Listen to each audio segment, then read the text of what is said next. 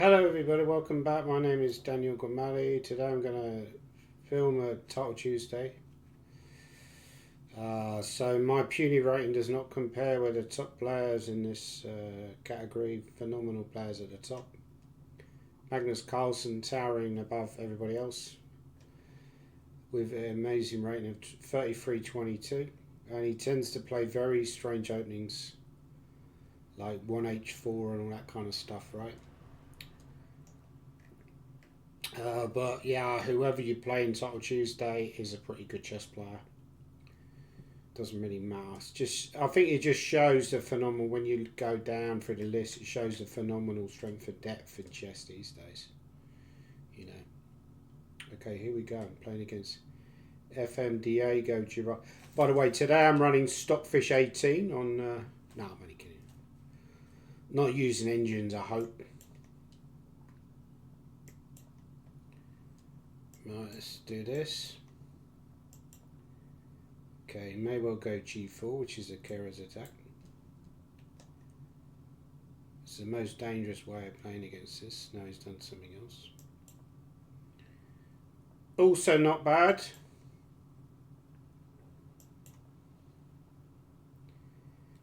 So maybe bishop d7 is a line. They can also go knight b3. I think that's a move. Yeah, I'm trying to remember what you're supposed to do here. Actually, a while since I looked at this kind of thing. Clearly, maybe g6 is a move. Actually, I think rook e8 might be the main line, but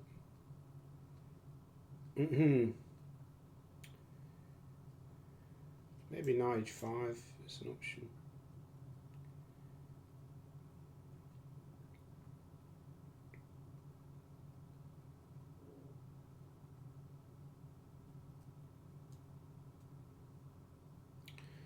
Let's go round again.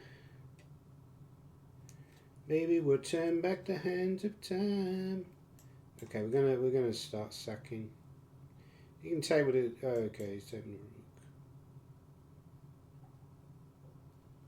I thought he'd take with a queen actually. Which one would have won a pawn?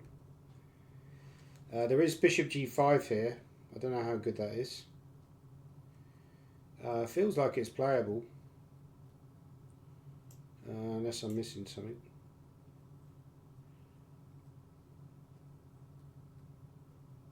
So he's got to be careful. If he goes to g3, I might take, and then when he moves a knight, I've got bishop h4 ideas. So you've got to be careful he puts the queen. Probably going to go queen f3, takes knight d1 is probably the most likely. Because obviously you don't allow bishop e3 at the end. But then black should have quite a good position. Yeah, I thought that was a mistake, but we'll soon find out. Yeah, because now I can win the exchange. Although he can take back with a knight, which is kind of annoying. So do I go queen g5? Maybe I go queen g5. I've also got ideas of going f5. F5 here immediately. I can't see anything wrong with it. It might not be very good, but I'm going to try f5. Maybe it's a tactical error, but he's got queen d3, which I missed. Right, so I could take on e4. If he takes to the queen, go queen e5, and I'm better. Or queen f6, and I'm also better. Is there any other options? I don't see anything else, so let's just take. So if queen e5 is going to trade and probably take on e4, and he can, good chances of holding, although rook d8 at the end is kind of annoying. If queen f6, I guess queen e3 is possible. Because there is a trick here, I could do this, right? I guess he's going to take, because I think if he moves the queen, he's going to, wow. I thought I ran into like d5 issues, but maybe not. I could take and go bishop d7 to quickly bring the rook to the c file. Yeah, although he's actually blocking me out, which is kind of annoying. Okay, that move I missed as well. It's bishop here. I mean, I'm better here. Knight b5. I got rook c2. Oh, otherwise I might go a6. So I'm going to try and improve my king. Idea is rook c6. Okay, rook b6.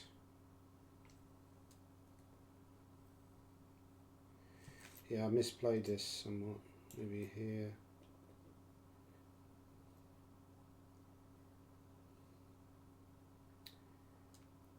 Rook c4 is an option, attacking the pawn.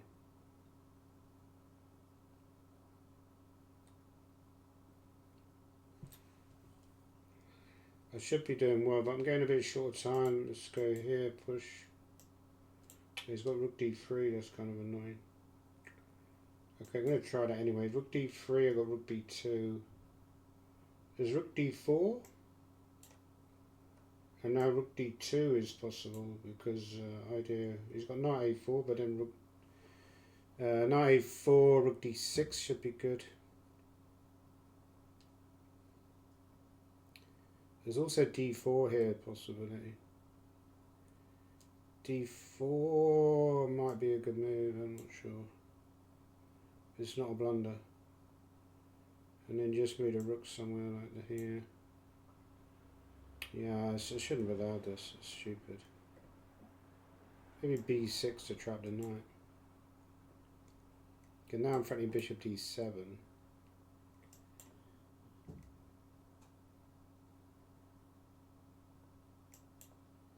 Okay, you can take on b6 and take on d7.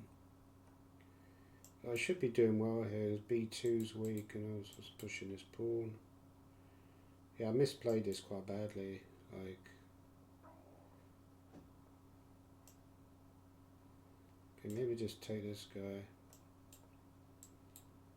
Try and win this pawn. Yeah, it's a very poor game for me, I think. Because now I win h4, this should be winning. Although you can still make a lot of noise here. I'm going to try and push the pawn to g4. I think that's kind of serious progress. Okay, check.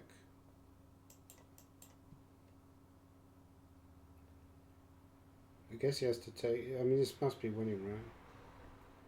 Although there are some technical issues. They take. Oh, hang on, the bishop was hanging. It was really stupid. It's really careless.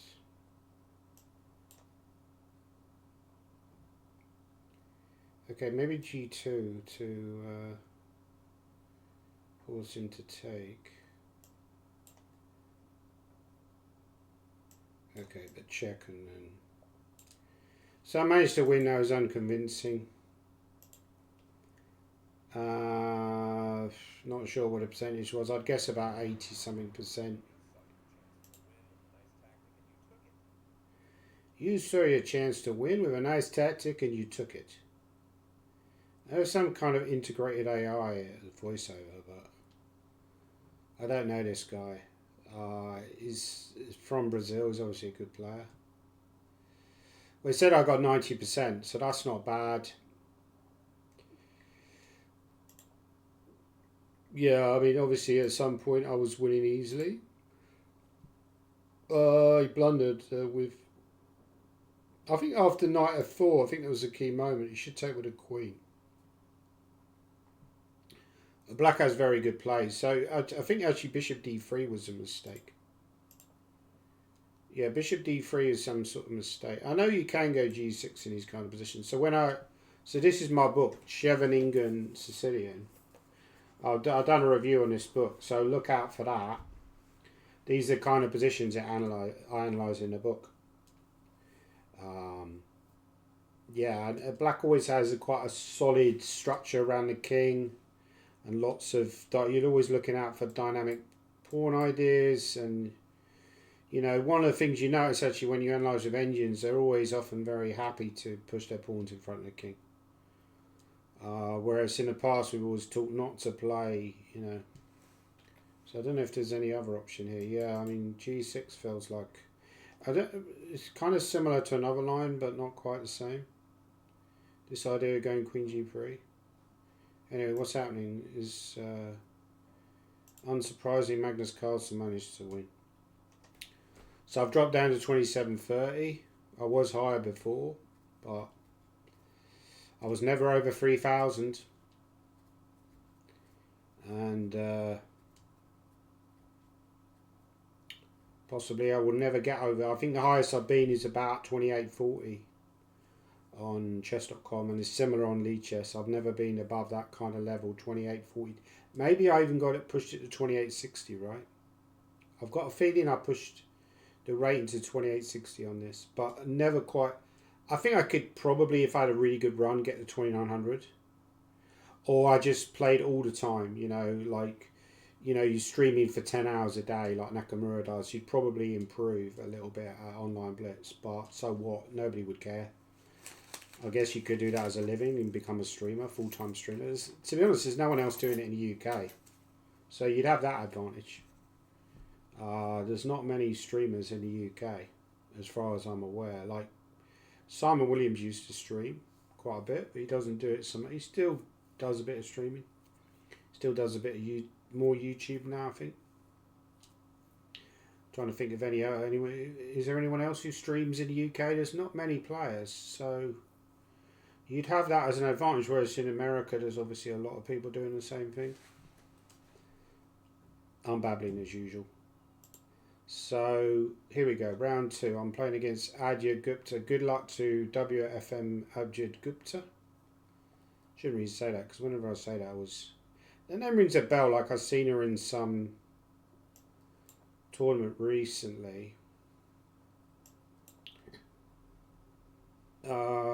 So the possibly going to play the Catalan, but I often play knight c3. Like, yeah, that's a decent move actually. I guess he's going to take. Yes, he went there, which slightly surprises me. It's not bad. I could take this way.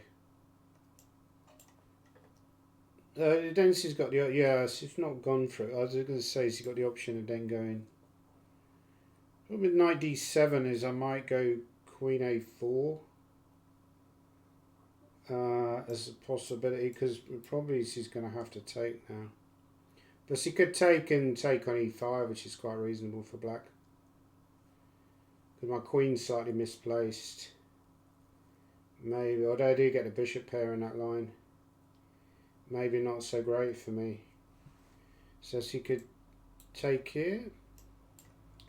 Yeah, I guess he takes here, right? Okay, that's also playable.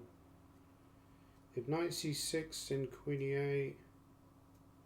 It's also bishop g5. G5 is kind of annoying for her, because h6 I think there's knight d7. Oh no, you can take with a queen. So that move I missed, yeah. So if I take the knight there, it's going to go queen d7. And she's technically okay, so I'm going to go there. So it's like a mistake by me, but probably not fatal. Maybe rook e8 or knight h5 is an option. Knight h5 loses. Okay, do you take with a bishop? I guess you take with a bishop here, right? If knight e4, then rook c1. I was alright for a while. I could smile. Slightly concerned that bishop's going to become marooned on. So you could go knight e2, knight c4. That's one possibility. Also g5 is not completely ridiculous here. I mean, probably not a very good option, but maybe queen e8 was also. Yeah, I mean, she's kind of allowed queen a7, which slightly surprises me, but it's probably not terrible. I'm going to probably take the pawn, to be honest. Like, if you offer me a pawn, I'm going to probably take it. Because I can always get out. I was wondering about this option of taking on c5 and going rook d1 is possible.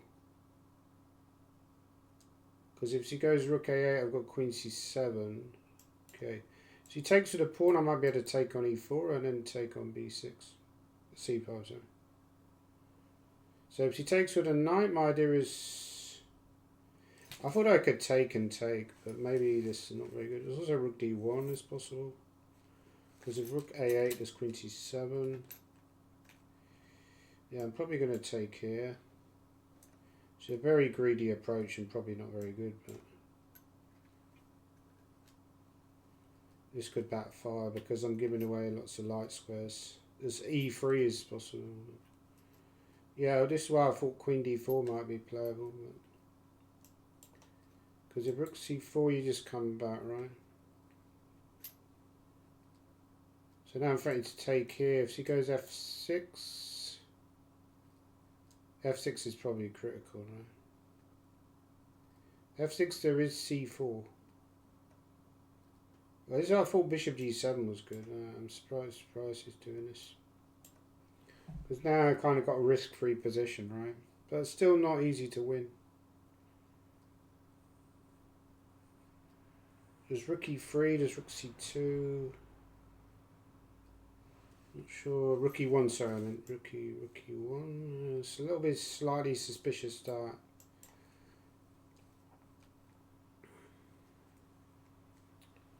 Maybe this. h4 is possible. There's rook d8 is also possible. Maybe rook here. So if he takes, going to run into a pin. Otherwise, rook d2 coming. Bishop g5 is also possible. Maybe bishop b3. Yeah, bishop g5 is kind of annoying for her. If she trades, then I'm a lot better. But okay, still not clear. I mean, I'm better, but it might be a draw. So you might go bishop e6 and then offer the... yeah, that's a fascinating option. It's not a great option, but it's sort of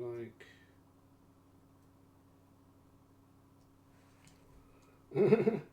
You're tempted to take the ending, right? Because...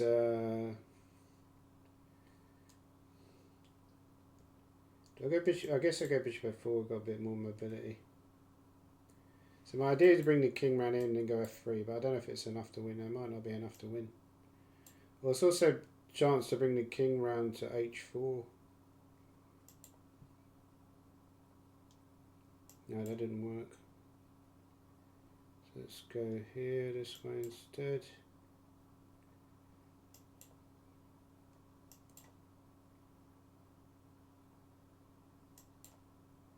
Also maybe try to bring the king round this way. There's king f4, there's also... Okay, there's king f4. No, king f4 is rubbish.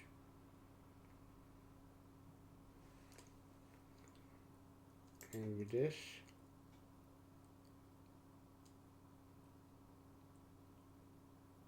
I guess he has to take, right? No, he doesn't have to take.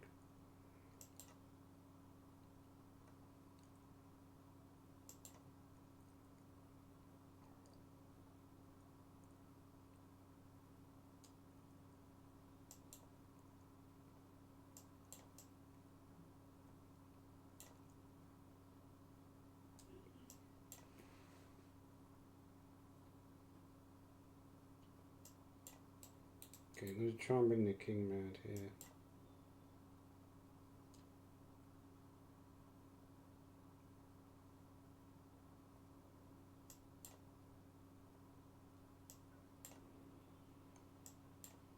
Okay, now I'm going to try and push the h4 forward.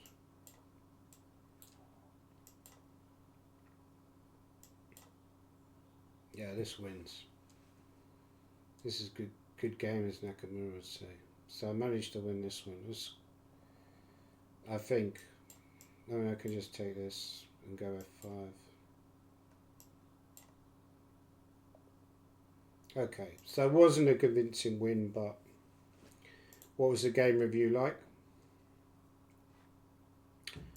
I thought that was a pretty tough game, to be honest. That was another 90%. I don't know how accurate these are, but obviously the big boys. Will I play one of the big boys now? That's entirely possible, right? But you know, I just played a very strong player, so who cares? So game 3 is coming. Oh, GM Howitz is playing David Howe. So he is not really a streamer though, but obviously a very good commentator. Very strong player. He's won the British Championships 3 times. I think mostly in Torquay. I think maybe all his British Chess Championship victories came in Torquay, or at least most of them did. I'm not sure if he won outside of Torquay. So Torquay, some people are like horses for courses, right? And he's from the south coast of England. Sussex way, I think. So Torquay is obviously, yeah, that's like a comfort zone for him, right? Some people like playing in hot weather, you know. At the moment, there's not many tournaments going on because it's in Europe where a lot of tournaments take place. It's quite cold. Not that many tournaments. There's Vacanze coming up in a few days. I think I'll try and do a preview of Vacanze. When's Vacanze coming up? I think it starts in 2 or 3 days, right? Normally starts on a Saturday, right? Who do you fancy for Vacanze? Who's your to pick? I remember Gukesh last year nearly won it, right? He should have won Prague against Prague in a penultimate round. Didn't. And then lost. Then he did win the final game, I think, but then lost in the playoff against Yi Wei. Very impressive player.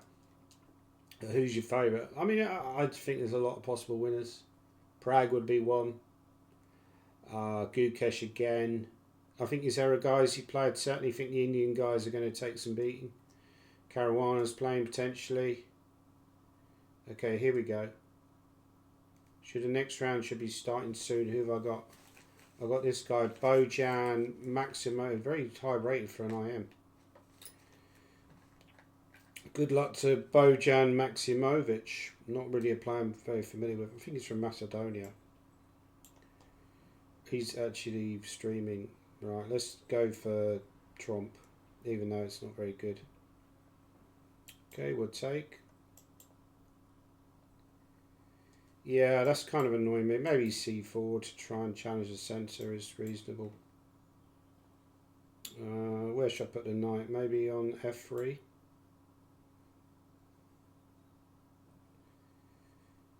I mean, you can also go bishop G4 at some point.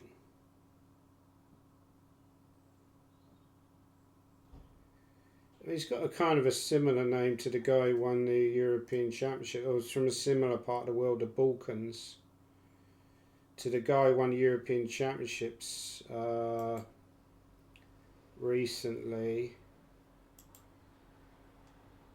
I'm trying to remember that guy's name. But that was also in the sort of like that part of the world, right? Maybe it was in Montenegro, not sure. Could go there. I guess knight f6 is a move, right? Yeah, there is knight e5 as an option. Maybe he can take and go knight g4, I don't know. If he goes b5, then I guess he'd be slightly concerned about bishop d3. Although then g6 is possible. There's another one where I quite need to go to the toilet. He's gone knight g4. That's not a move that I really considered. There is f4, so let's go for f4. If queen h4, you can just go h3. So once I've established that knight, I don't want to let easily get rid of it.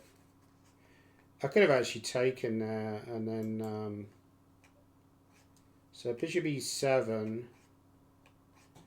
I mean, rook d1 is possible. If b5, then bishop d5 maybe, or bishop d3. Yeah, so the move I want to play here is e4, but then he goes f4.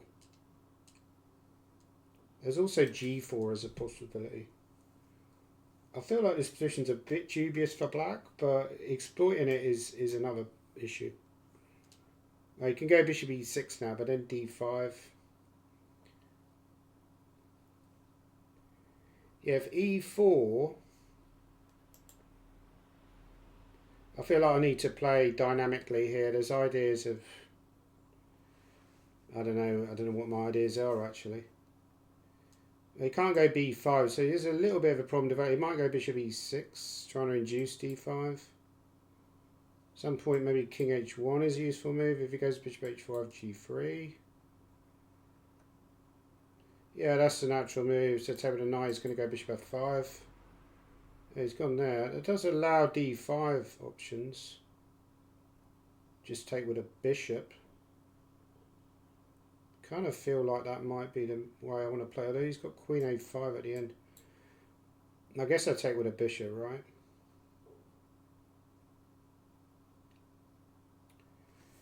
There's some line like bishop f5.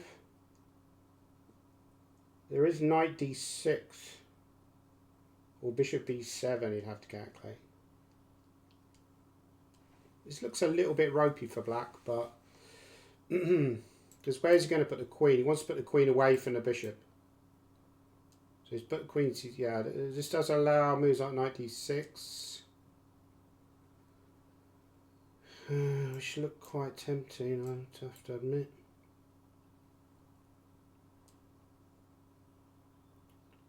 So if I trade, there's also rook c1, there's queen d4.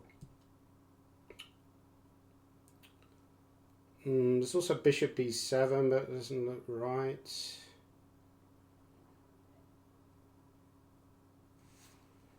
Yeah, rook c1 is an idea, or just take and go queen.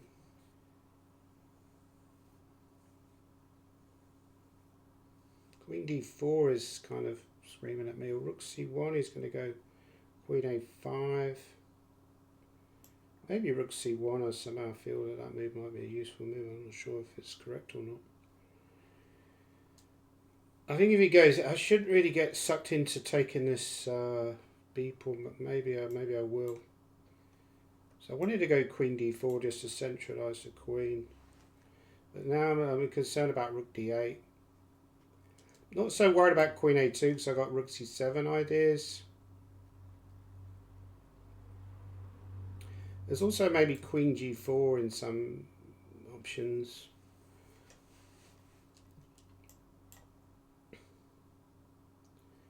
Now e5 is a little bit weaker, so I've got to be careful. He's also got bishop g5 ideas.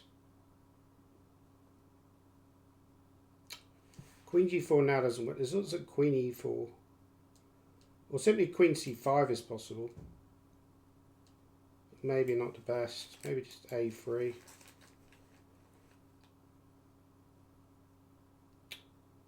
Yeah, he's probably going to outplay me in time trouble.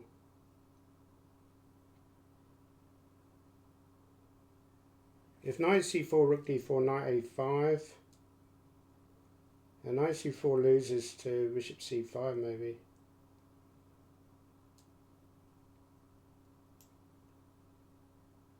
I don't like knight c4, that's a bad move. But I'm not sure what is a good move here.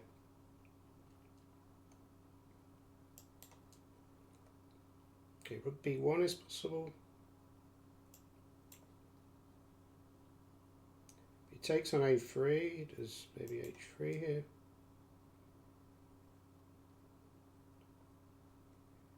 Okay, could trade. Could take on b7.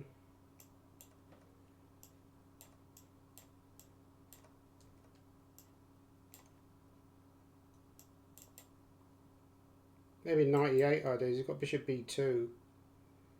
Bishop b2 is annoying. Yeah, it's a move I missed. Oh, he's got check and take. Yeah, I blundered. So I was winning that, but he outfoxed me at the end. I mean, I had a tremendous position. I'll turn the evaluation off. Maybe the lack of practice is... I sort of lost the plot around about here. I mean, I think here I actually made a mistake. Probably I played it too slowly with a3. Like, I could even just go queen c5 was kind of drawish, but there's probably better moves. So that's disappointing. This guy's kind of a bogey player for me. I think I've played him quite a few times. He's obviously strong for an international master. You know, to be 29.85 for an IM is pretty good.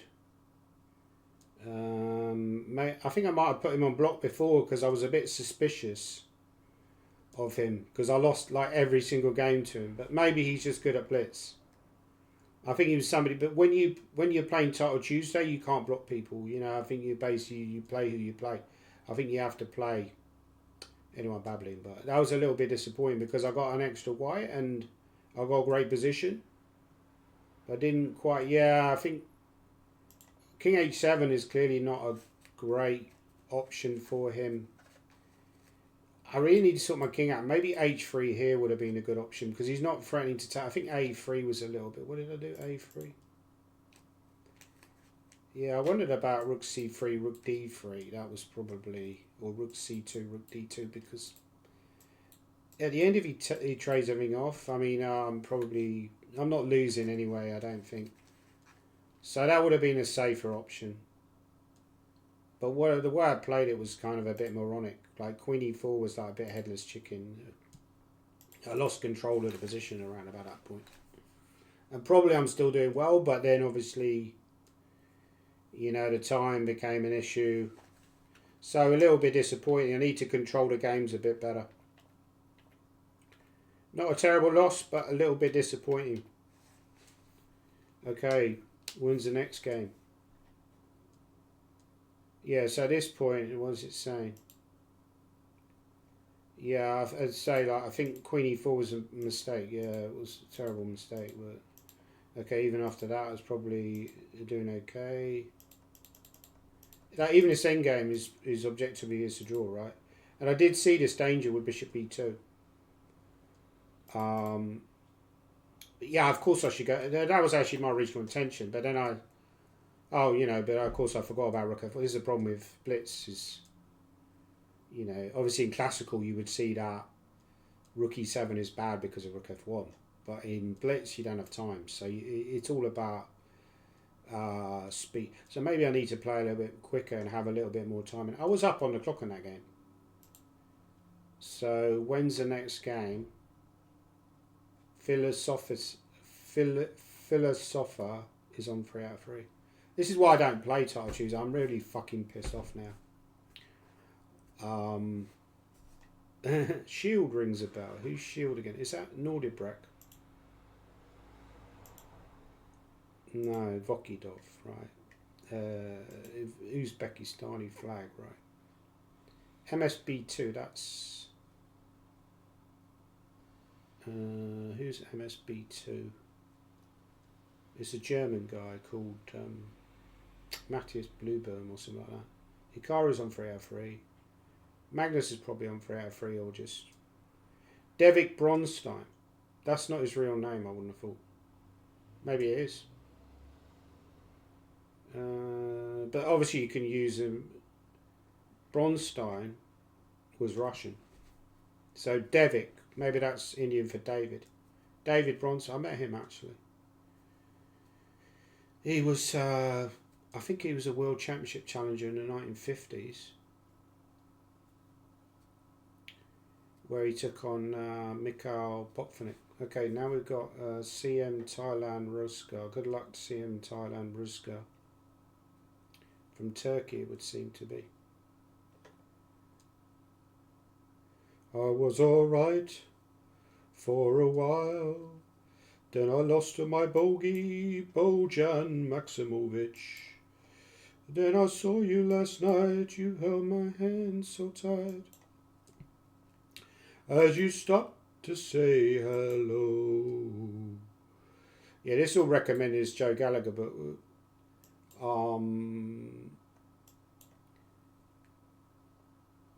no, he wants to go C4. I could go B5, I guess. Although then A4, but then B4 maybe is possible.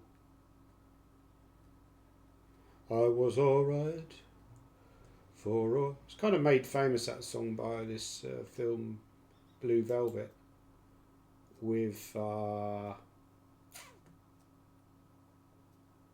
Okay, so he's taking, yeah, he's taking the option of. I guess you can go b4 at some point. Maybe I should even take steps against that, or could play b4 immediately. It's not immediately threatening anything nasty, but it will be in a bit. Okay, once knight a4. That should be okay, because knight a4 is, well, there's d5 immediately, but it doesn't quite make sense. If knight e5, knight a4, d5, he goes e5. Yeah, d5, e5, knight e8 is possible, but not great. Also, my bishop becomes a target. Maybe rook b8, but then that obviously weakens the pawn, which is not ideal. He could actually go b4 legitimately. No, b4 does d5, and then if he goes e5, you've got bishop b4 probably. So b4 is possible, but not great. Knight a4 is possible. Yeah, made famous by that film. I think it was something like 86 that film came out. 87, Blue Velvet by David Lynch. Starring Carl MacLachlan, Laura Dern, and creepy Robert Duvall in that. Was it Robert Duvall? So I'm getting the guy from Easy Rider, right? No, it's not Robert Duvall, but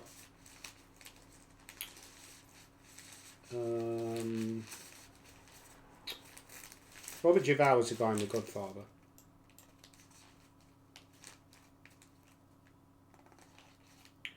Okay, if I trade... Oh, this is kind of clever, right? Because...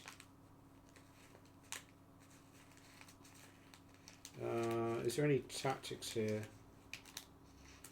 Okay, maybe I have to take here, which is not ideal. Not ideal at all. What do I do here? Do I go knight h5 or do I go knight e8, which is incredibly passive? Maybe I'll try knight h5. It's not really what we want, because now all these are like a target. Yeah, so he's playing pretty well, this guy. Even though his position...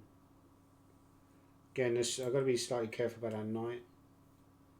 Queen c8 is possible, but then he might well greedily grab an endgame. I'm going to try it anyway.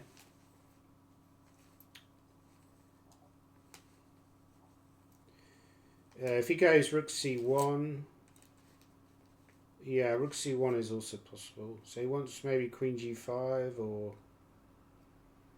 Yeah, I don't like this position at all. This feels very smelly for me. I'm going to go there. This is going all sorts of wrong. Oh, I'll just allow g4. I'm blundering now. Maybe it's a tilt from the previous game. Okay, he's given me some sort of like... Yeah, g4 is a winning on the spot. I mean, this is also not bad, but...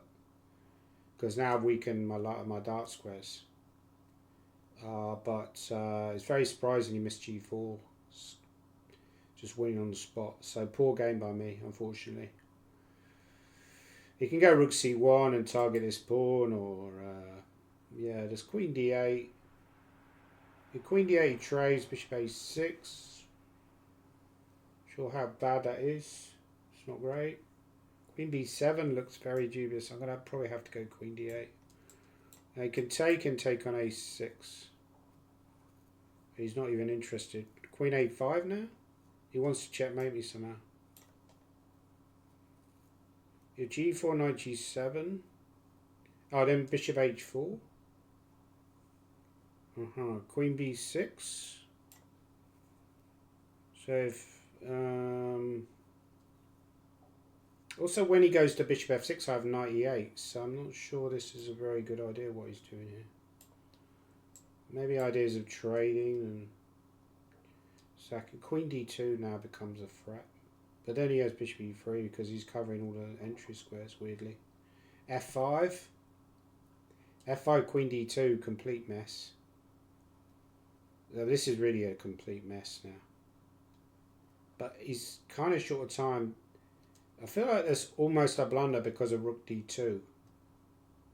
Oh, he wants he wants rook h3 and then mate, right?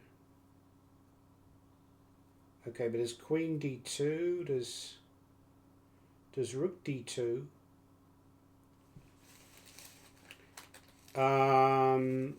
If queen d2, yeah, queen d2 is possible. Oh, that move I missed, which is really careless. Yeah, it's really stupid. It's missing so many things now. Okay. Okay, let's... Now my idea doesn't work. Maybe just rook e8.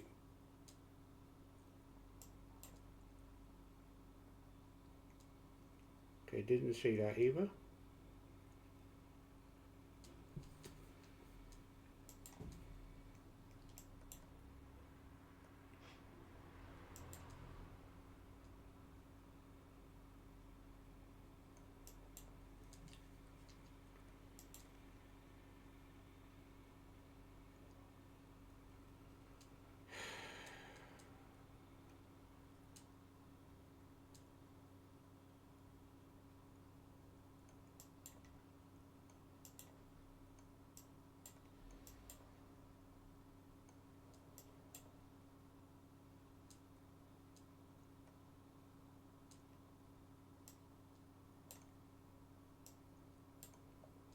Yeah, that was a lucky win. I was obviously winning at some point, various points in that game. Very lucky win. I think the opening went a bit wrong actually. I think when he took back on c3, he was doing very well. Yeah. So probably I shouldn't go for b5. It's just a dubious move. I mean, some lines you can get away with this. I mean, maybe a5 here was... Yeah, you could also already have done that a5 and... Yeah, knight e5 I did consider. But this is actually very good. Yeah, queen b3 is a really good move. So he played a really good game actually, up to a point. But sometimes it happens, your opponent just plays really well. You know, you have to give them credit. But yeah, that was a surprising miss. That he just didn't see that g4 was winning on the spot effectively. I mean, he's resigned time for black, right? And I thought like this was kind of murky actually. If I turn the engine off, try and... Yeah. I think that rook b2 would have felt right. Now I think maybe I should try rook f2. I think this is maybe a better try. Because if he takes with it, you're probably going to have a pause now because that was round 4, right? Normally they check all the cheaters. And then they say, no, none of you are cheating, even though you're finding every top engine move. And none of you are sus. Even though your ratings are like 3,500, you're all legit. You're all on a level. It's pretty terrible. I can't remember the baddie in. So it's Easy Rider was with Jack Nicholson, Peter Fonda, Dennis Hopper. That was the name of the actor. In who plays a baddie in Blue Velvet by David Lynch, who famously made Twin Peaks, of course. Great. I love the theme music to Twin Peaks. It was great. And that had some good... Carl McLachlan in there. So you used the same actor again. So yeah, that's a great cup of coffee. And yeah, I think rook f2 might have been a bit... Because there was some idea like here. Let's say this happens. Right, you can calculate this variation. All fours were checked. Now, it looks like he's threatening mate, but now I'm wondering if that move might be good. Because when he takes, I can go knight e5. But I'm not sure about it, because he can't take because of knight g4, but he can play another move. Maybe queen g5. And then you're going to be, what, a piece down at best, you know, queen g5, knight d3, rook d3, queen d3, queen g3. You're kind of looking for a way to create a mess. Maybe queen g5, d3 is possible. The idea queen e5, you take on e2. What's it saying? Yeah, this is maybe top line, right? So when I went You actually go rook h3 immediately. Then you go. Well, I did see that option, but I thought knight h5 was a saver. Apparently, you're supposed to go rook fb8. Yeah, that was actually a very bad mistake.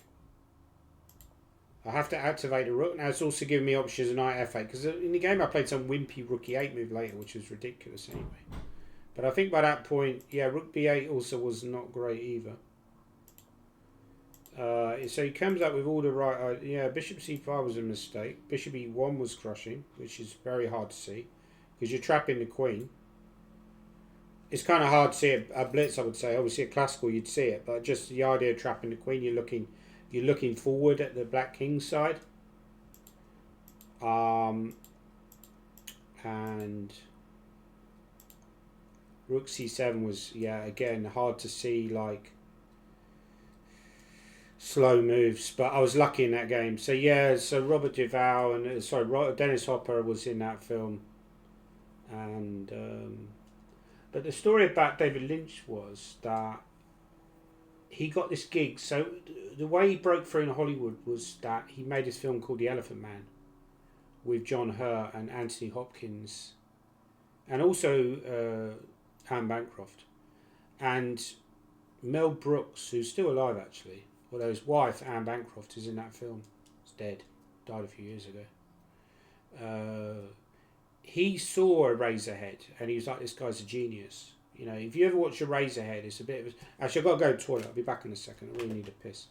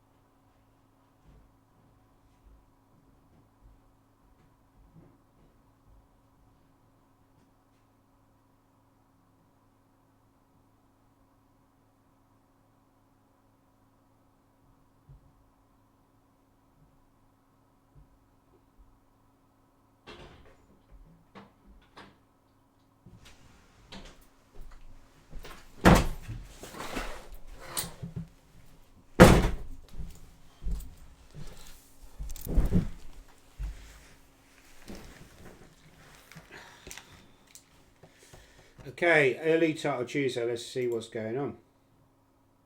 So the usual suspects are doing well. I don't see Magnus Carlsen's name, but it's possible that he's up there.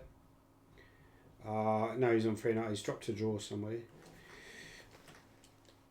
The guy beat me, Bojan is up there, but probably won't win. Alexis Sherov doing well. Could play him next weekend because he plays for Isle of Man team.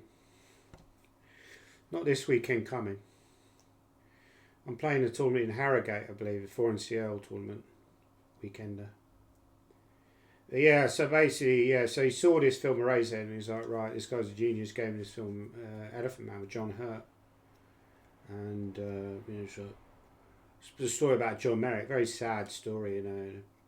Play this really sad music at the end. I think Adagio by Samuel Barber, it's like the song they used to play at the end or something like that.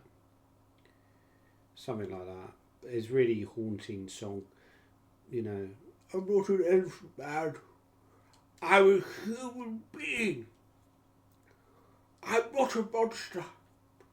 I was wonderful, wonderful. You took me to the opera. He lays out, well, I won't give away the film if you've never seen the film. It's a good film. I think it was released in about 1980, right? David Lynch's still going today. But John Gielgud was also in that film. Sir John Gielgud. He passed away many years ago. And famous actor. Was more famous for the stage, really, I think. But was also in a lot of films as well. He was in played the butler in Arthur films. Michael Boone, I believe, was in it. Michael Elphick, sorry, who was in Boone, I should say. Michael Elphick was in it. He plays this guy who's not a very kind person, we should say, and bullies the Elephant Man. mistreats him. His mother, like in the film, his mother works on the ward, the hospital ward, where they treat him. But he's like one of the bad ones who mistreat the Elephant Man. But it's just a tragic film, yeah. I wonder if there's like an Elephant Man dating app. You know, for elephant men and elephant women. I'm not an elephant man, I'm a human. John Hurt was in it. It was a great film, like Alien '79, so it came out similar period. Great actor. Again, he died a few years ago. He was also in Doctor Who. Played a doctor. He was in film Scandal with Christine Keeler. Here we go. Got Suresh Harsh, so another tough opponent. Right, shall we stick with D4? Let's not another player that is much higher rated than me, despite being an IM. So now I'm starting to see where Kramnik's coming from. Only joking. Let's see if it's a good luck, Mr. Harsh. Oh, he's playing the A6. Good. I love it when they do stuff like that. Maybe I gave you go C5, but this is kind of like transposed into a knight D2 French actually. C5 is actually a very reasonable option here for black. Or knight F6. So we can't take twice because there's a bishop B5 check. So John Hurt was also in that film 1984 with Richard Burton. So maybe he wants knight B4, but I'm not sure that's something to really worry about. Possibly C3 is a good move here, just to give myself.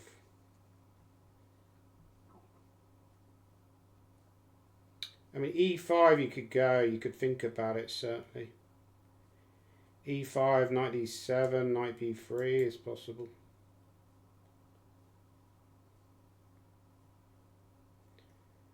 I guess he goes knight G4, but...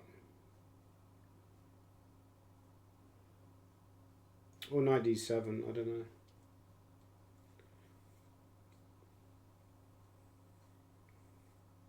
My biggest problem with chess is I get lazy, I just get bored at some point and stop calculating. Whereas the really good players, they just keep calculating forever. So now he's attacking that, so I've got to attack that first. So now what do I... Maybe rook E1 or bishop F4 is also playable. Bishop F4, if he goes F6 I'll just take. I guess you just take. Right? He's taken a lot of time over these choices, so that's probably a good... I guess he'll take without a knight, right?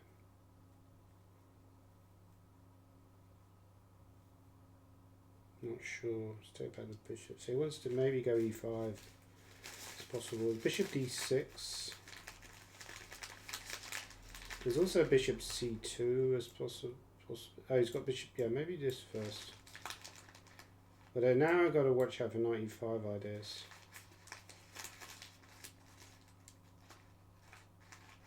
So rook E1 is possible, because if knight E5, probably I should try rook E1, because if E5, then that's very loose, I'm hoping, but it's certainly possible. But it's very sharp after E5. He'd probably go for E5 because it's very murky. He'd probably outplay me.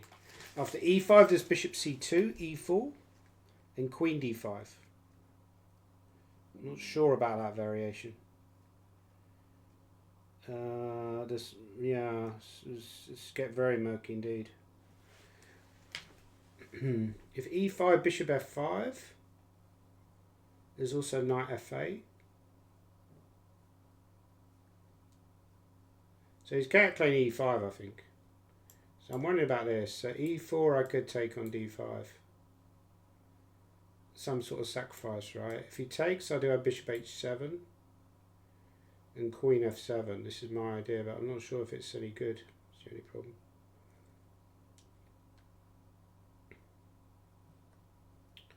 Yeah, so, okay, this, and then take, right? You can go knight E5, but then there's always queen H5 checks at the end.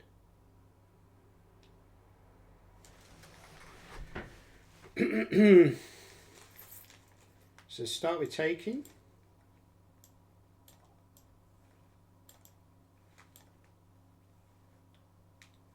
Okay. So there's knight d4 as a possibility. It's rook e1. Knight d4, I just want to play like solid chess. That feels like a good option. I'm wondering about queen g3 now. It's possible. Oh, he's got queen d7, right. And we move rook e1 maybe. There's rook e3 is possible. Queen f7, but then rook f3. I don't think queen f7 works. So he's got to give up the pawn. Bishop. I thought rook f3 was good, but he's got, I think he wants queen h5. There's also f3.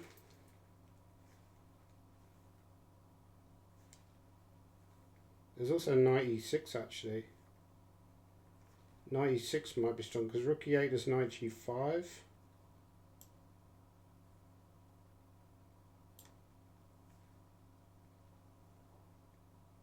Rook e8, knight g5.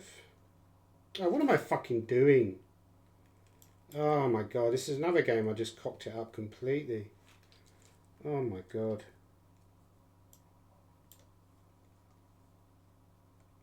Maybe it's just hard to stream and that's quite sad that I fucked this game up. Yeah, I resign. Completely winning, of course. I'm not going to look at the lines because it just depresses me. Why did I get 96? That wasn't even my original. It's just a blunder. Again, I'm talking about the difference between classical and blitz. Rook f3 was a move. Rook f3 can go. His idea was queen h5. But that doesn't work anyway because of queen h3. Oh my god. Oh my god. Yeah, I mean, so stupid. Completely winning.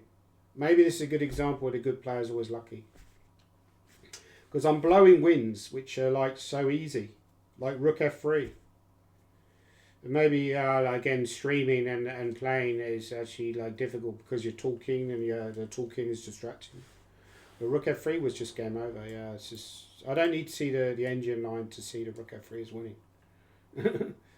You know, because if he moves a queen, you could go queen h3, and when he goes check, you always have king g2. So rook f3 was just like completely dead. Like even f3 here is very good. f3, queen a2, queen h3, queen b1, king g2. Oh my god. Oh my god. Fuck's sakes. Anyway, yeah, what was it? Yeah, there's a great film, 1984, with John Hurt, right? And at least I'm showing something in these games, you know. At least I'm getting some decent positions. It's more depressing when you just like, you know, are just losing the whole time. You know, I'm getting some good positions, so I just need to be better, getting better at putting them away. Playing pretty well at the moment, I think. Like rook f3 was just game. I mean, I played pretty well up to that point. You know, I found that nice tactic. I think actually when I go queen takes d5, it's good for me, right? Or maybe not, but when did I do that? Yeah, here. Yeah, it's just winning. Yeah, the whole line is just winning.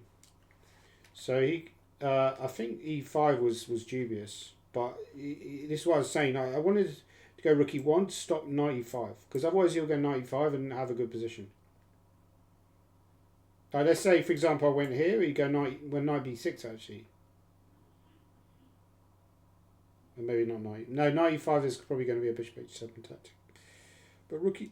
So I didn't see everything correctly, but then I'll just horrible collapse at the end. Which again might be just old age catching up with me. Like I probably didn't do this when I was younger, right? And knight e6 like moronic move, like absolute moronic move. Like rook f3, right? Yeah, I just game. Oh, he's got queen c4. Actually, that sort of slightly changes it. Maybe he saw that idea actually. But even f3 is good, right? Yeah, f3 is good. Not the most accurate. Actually, best move is b3, or one of the best moves is b3. Queen f3 is quite good. Yeah, so actually, clever idea if you see this idea Queen c4, which kind of makes it a little bit more palatable. But still bad finish by me. And that's what I've noticed with these guys, is although they often, you can often outplay them, it's winning the game is a difficult thing when you're playing against good players. Because, their level resistance is quite high. They're always finding like tricky tactical moves and making it tough for you.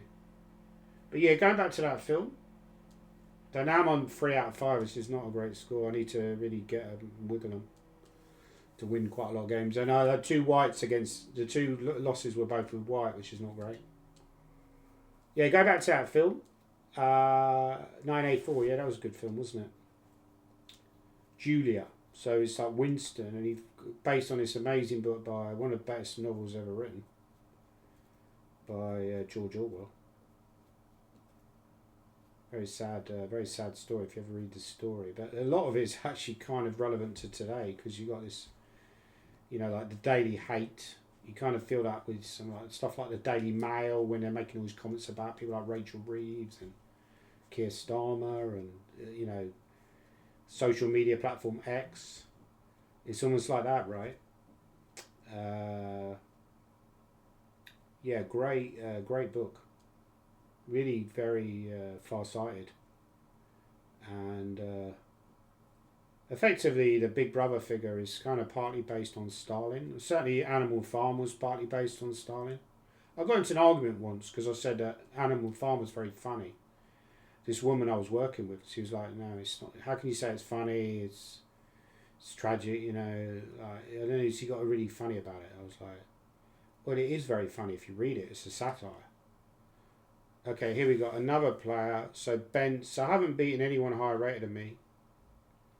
I've won all the games against people lower rated than me. So.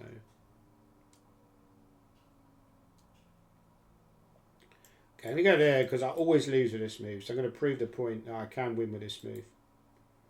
I always lose with that move.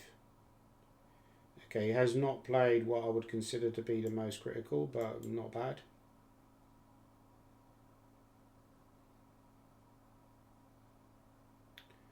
I was alright for a while. Maybe bishop g4 actually. If he goes d5, he come back, probably.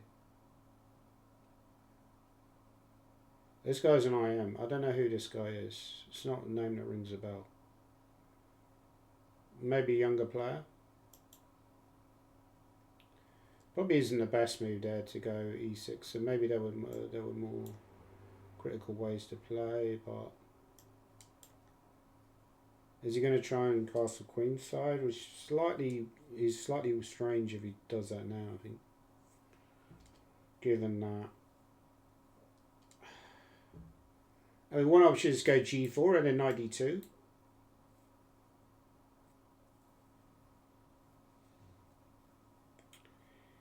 But then d5 is probably possible. So g4, bishop g6, knight d2, d5. E5, knight e4 is one line. Not that great though. So what am I doing here? Do I go e5? And maybe I can do this. And then knight d4. He's got f4 though, which I missed. The f4 I can take on e2.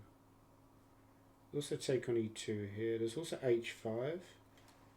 h5, g5. Then knight g4 is possible. Because if he takes twice, the c2's hanging. Maybe he's got a good sequence here, but I don't see it. I'm not necessarily threatening to take on e3 because the knight would then be trapped. So he does have like a bit of time. Yeah, which he's kind of taken advantage of.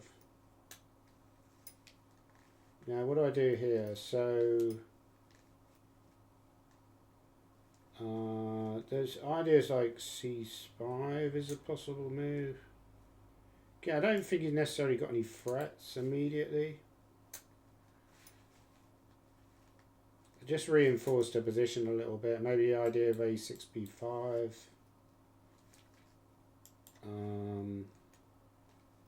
So now my knight does have a square, so potentially I can take on e3. And then withdraw the knight.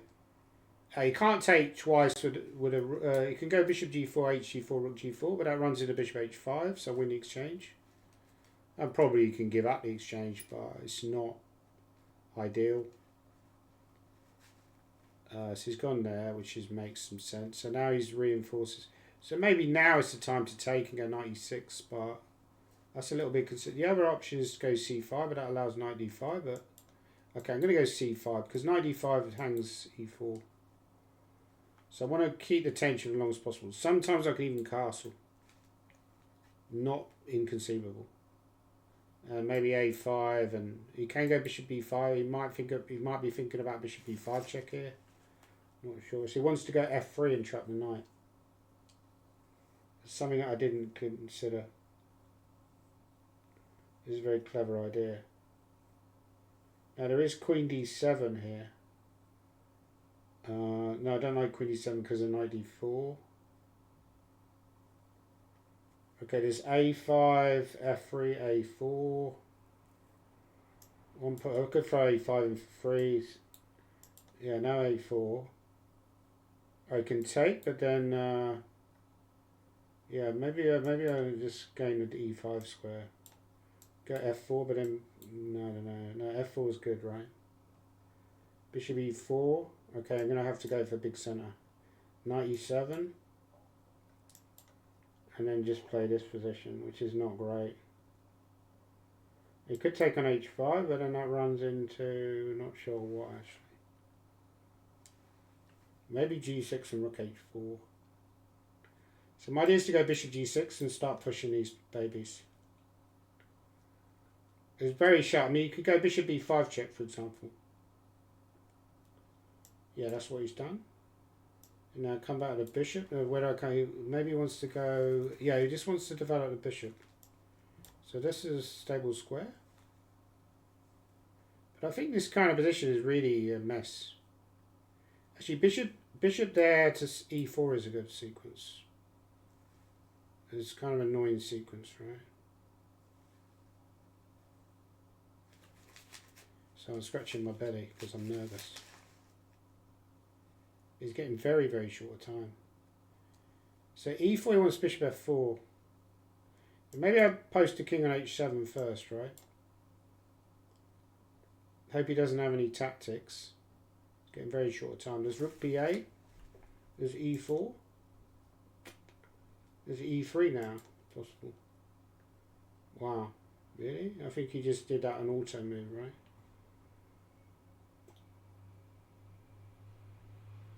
b8, b4 is possible.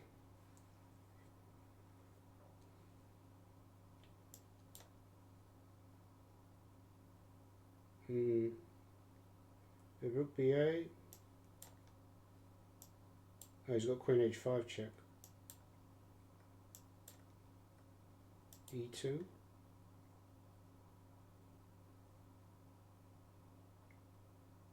Okay, play queen.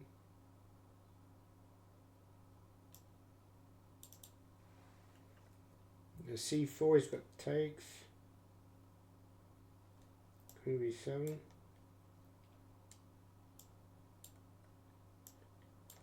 Okay, that was a very blunderful and very poor quality game, but I did manage to win with my crap. Yeah, I think at some point he was winning with bishop c6. Well, I mean, I'm sure what he did was also winning. Like queen e2. Yeah, I think here and then here would have been like the simplest. Now the way he played it kept the game alive a little bit. Yeah. Although it doesn't actually give like a huge edge anyway. So I do have a little bit of practical. What he played, I think actually I was well in the game. It already liked my position. Shouldn't bother with. It should just go rook b8, and he has some problems actually. Like let's say he goes here, queen b7. This position is very bad for white, actually. It says not very bad, but dubious. So where did I go wrong in it? I think in the opening I was doing really, really well, right?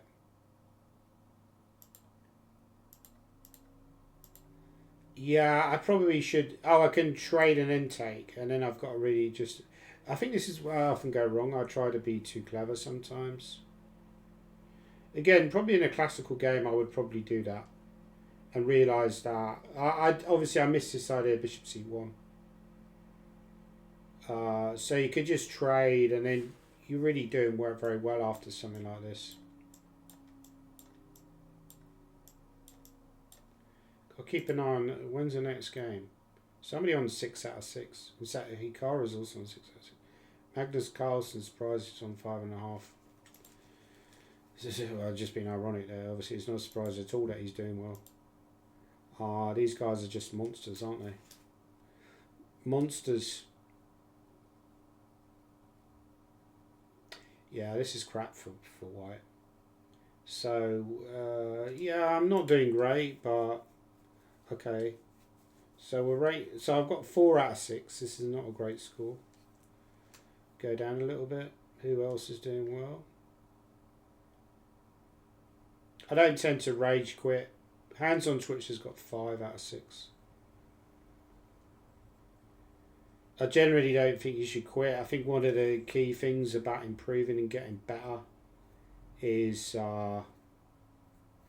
just accepting your losses. So don't quit if things are going wrong.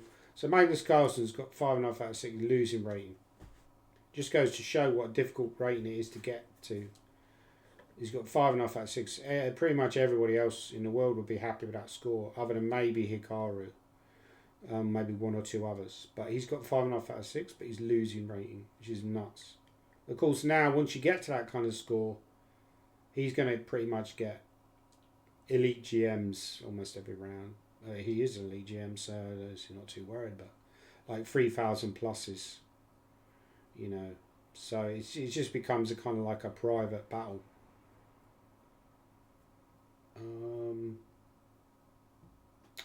Okay, next round's starting soon, so I'm going to get an opponent.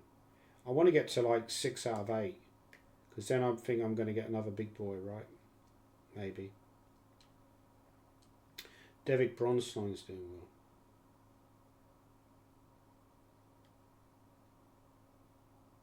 well. Liam Putnam's doing it. It's a name that seems familiar. It's from America, I believe, but his flag is something else. He's not from Macedonia. I believe he's American. But people do that as a sort of a joke, right? Like Neil Harsarin is not using his Indian flag, but he said there's a reason for that. But so I've got Enzo Ferreira from Argentina. Good luck, Enzo Ferreira. It's like the chocolates, right? Ferrero Rocher.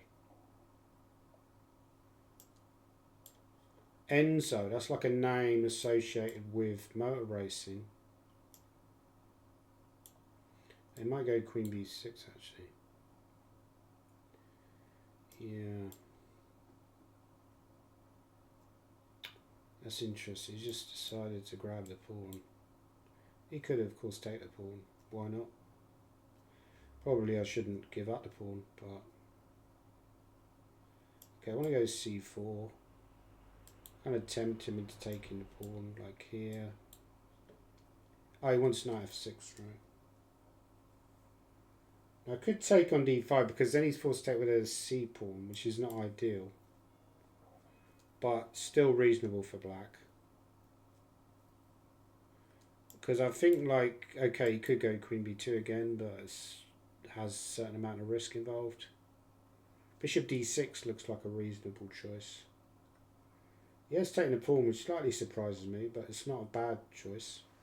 It wouldn't have been my choice, but oh, he's got queen b4, which I've missed. That's careless of me. Although still I'll go back, probably queen c2.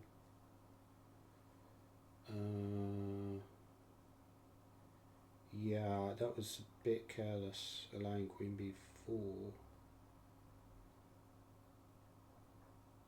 Probably I'm going to go back, right? And possibly I should have just... so bishop d6 is possible.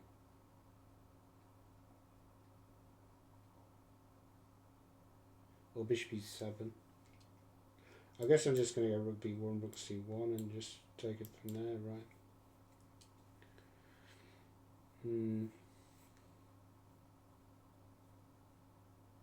Is that knight b3 or maybe rook here?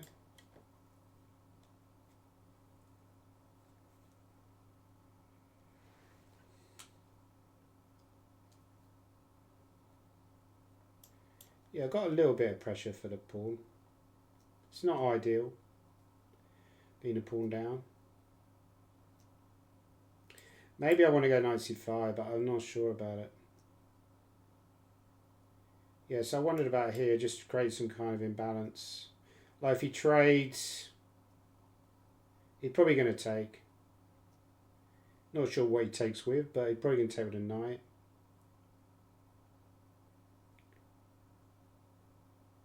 It's not ideal there because then his bishop's kind of a bit stuck on c8.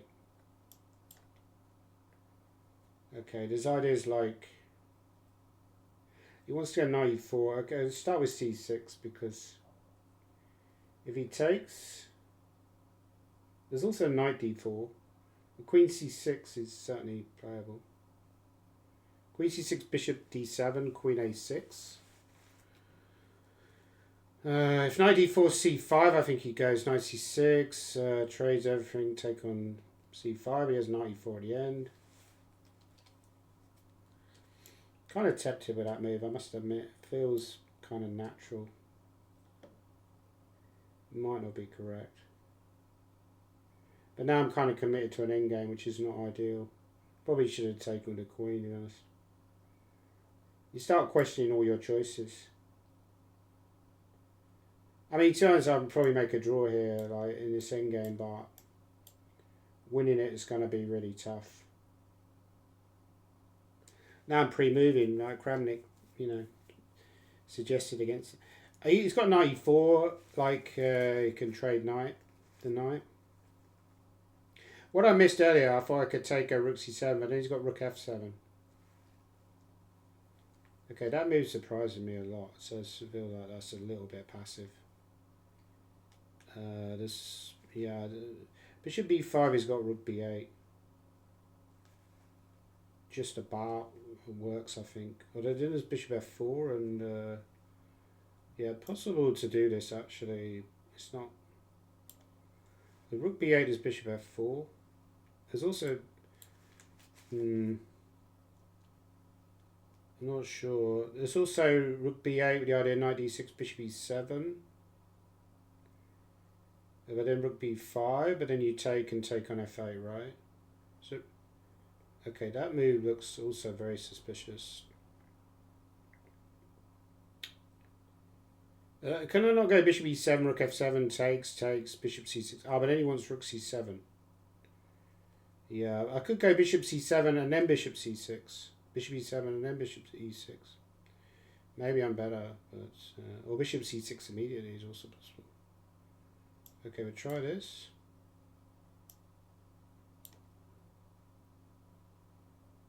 Okay, he probably has to take, right? And then do something like knight d6.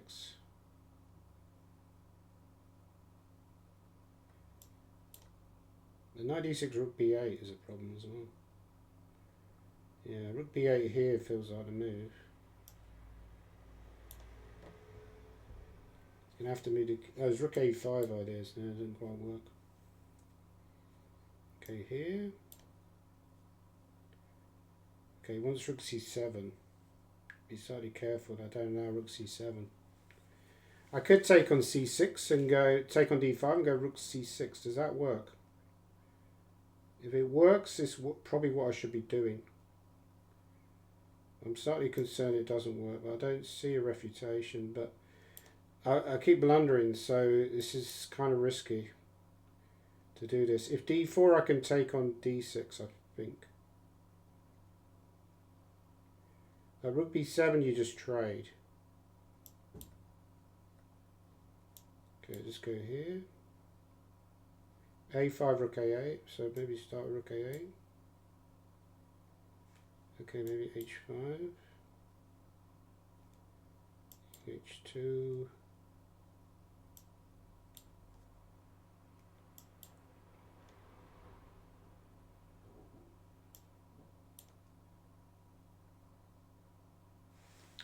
Okay, does this?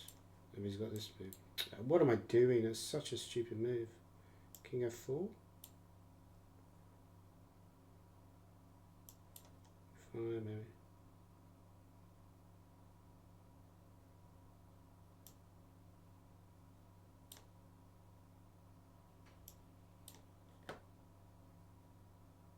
Okay, I think this wins. No.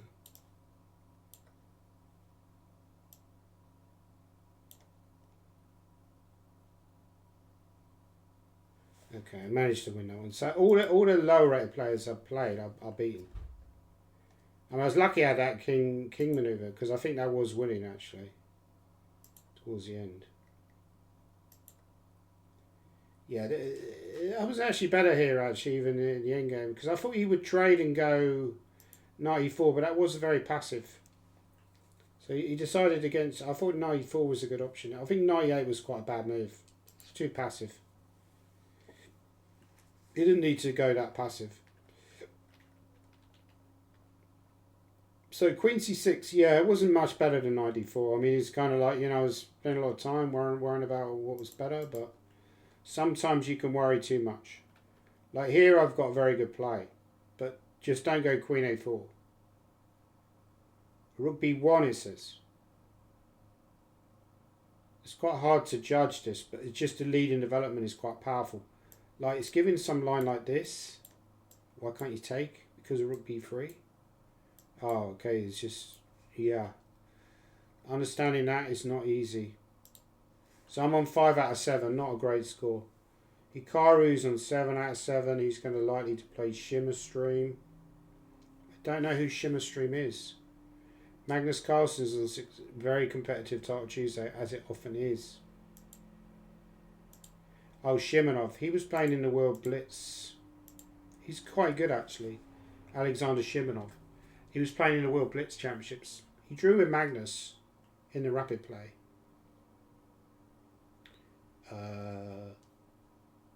But then lost to him in the Blitz. So the Blitz was just like an absolute slaughter. I mean, have a look at that game because it was quite a nice example of just simple tactics in a very dominating position for Magnus. He was winning the time they played in a rapid play.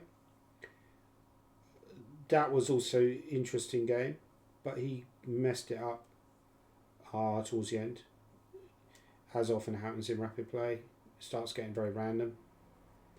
Yeah, Hikaru's a bit of a phenomenon. He's sort of quicker time controls, isn't he? So there's 2 players now rated over 3,000, 300.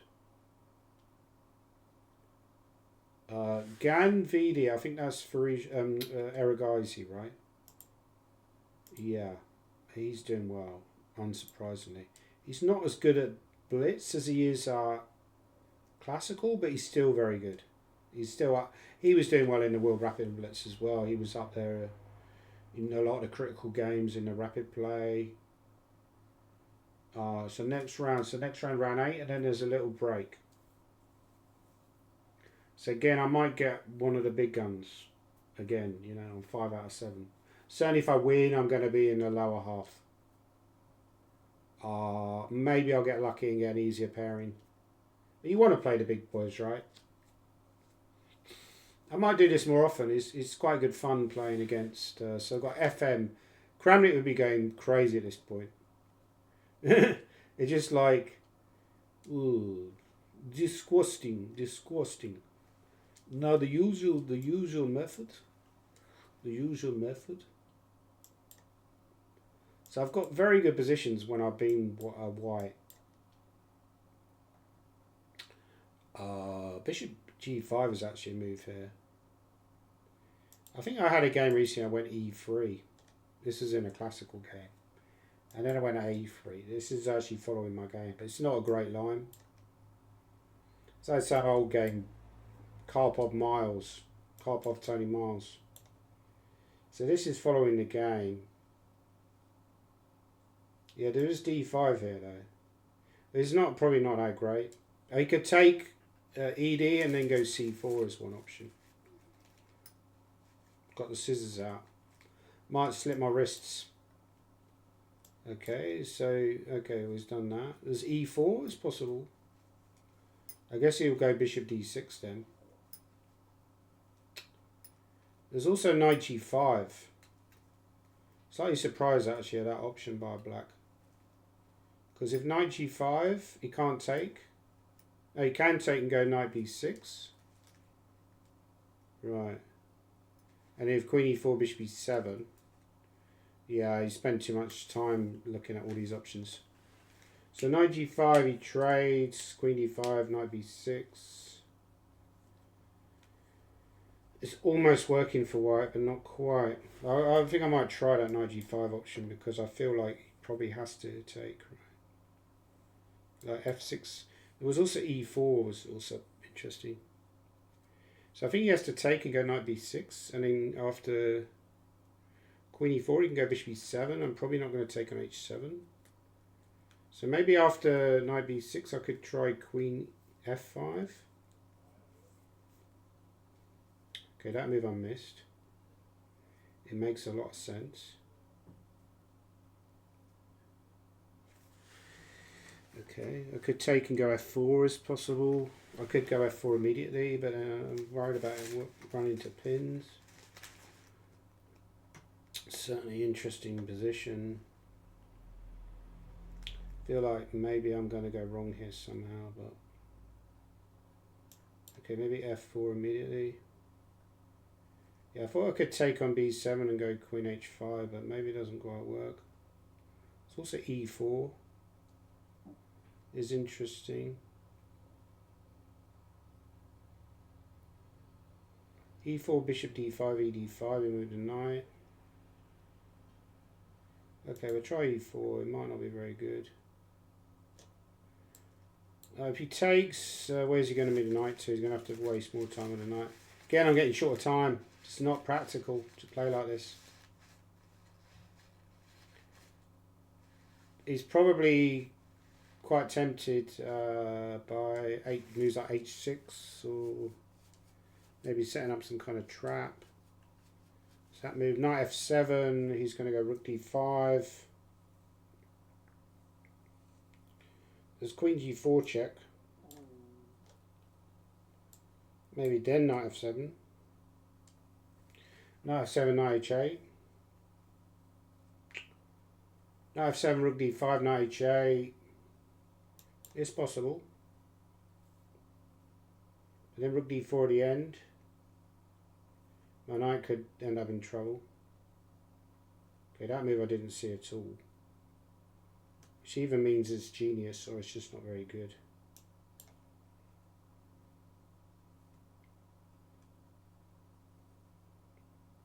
Okay, bishop c8 and queen g6 is possible. Slightly surprised at his last choice, I must admit.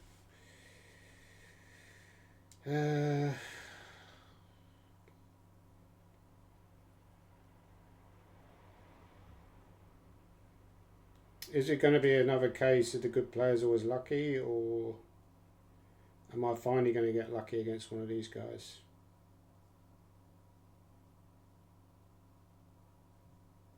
He's spending a lot of time here. This name rings a bell, actually. This guy rings a bell.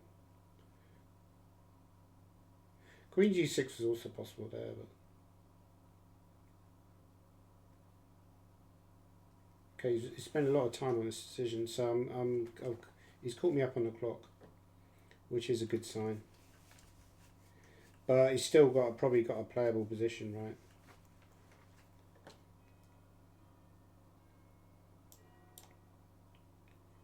Okay, rook d5 is possible. There's also queen c6 there, was probably winning the exchange as well. Rook d5 I think he might play. I was going to go f5 or knight d8. I think he'll try rook d5. Of course it looks bad.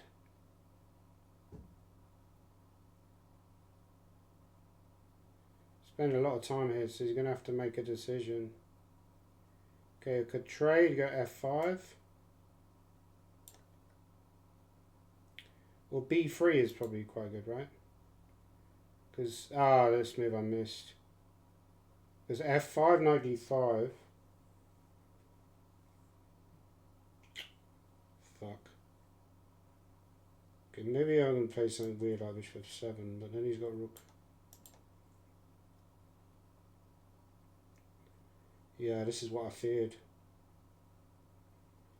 There's bishop H6, which is very weird.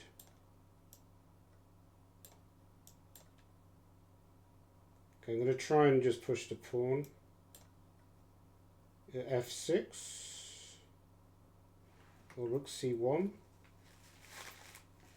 Okay, rook C1 maybe. Just fucking blundered again. Rook D6.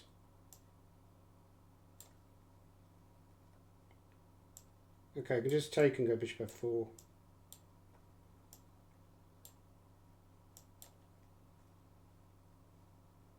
Okay, managed to win that one. But actually, I blundered horribly at the end. I blundered really horribly. I was surprised he didn't take advantage of it. When I went here, he had bishop C5 check and queen D1. That's the typical kind of Gormali blunder. So I was amazed he didn't find that. Anyway, it's a good win. It's a good win. So it keeps me not in the running to win, but I got a 6 out of 8. So that's... So hang on, now we get a break, right? And now Carlsen's about to play Nakamura probably. So that's going to be a big game.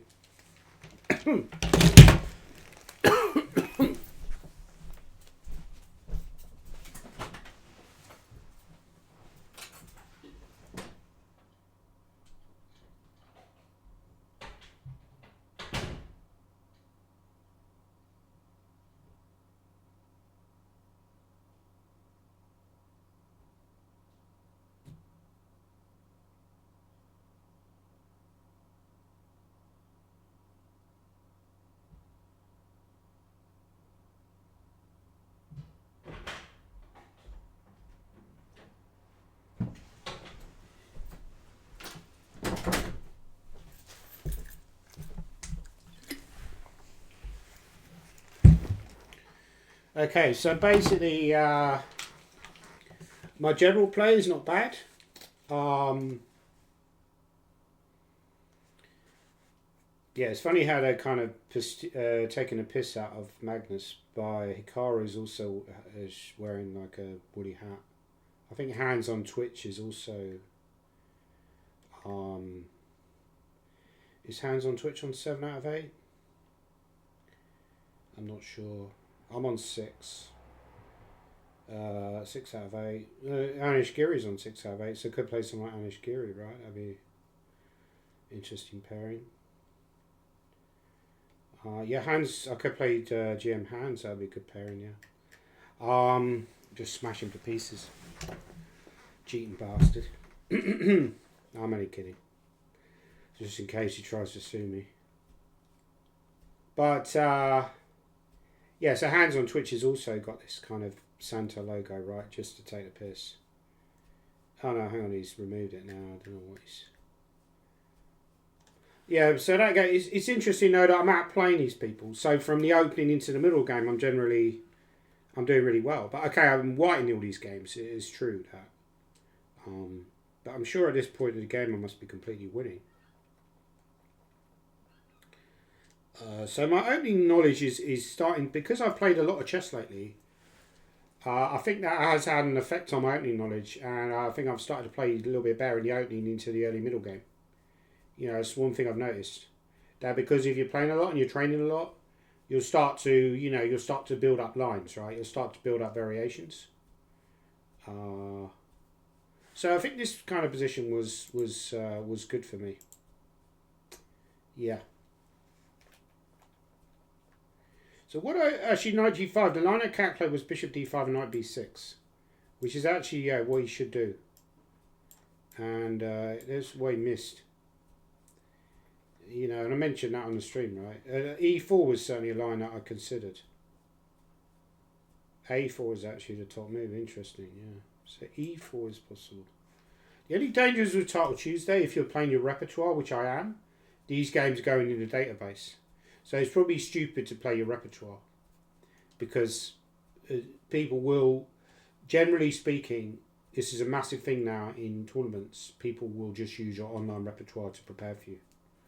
And it's not like they also look at your over the ball games, but as much as that, they'll look at you to see what your preferences are and the way you play. I remember there was a game last year I played in Bruges. It's a lovely place in Belgium. You ever been to Bruges? It's in that film in Bruges with Colin Farrell, Brendan Gleeson and Ralph Fiennes, where they play these hitmen, sort of like supposed to be on a holiday, but not really.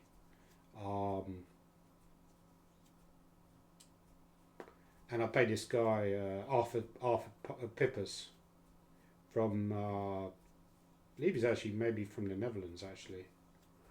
And he just used all my online games because he saw all my online games lead chess. He said to me afterwards, you should maybe close your online accounts, or just don't play your normal repertoire, because you're too easy to prepare for. All your games are just wide open, right? This is not good. In chess, it's something you have to think about. It's like, how is your opponent going to prepare for you? If you play golf or whatever,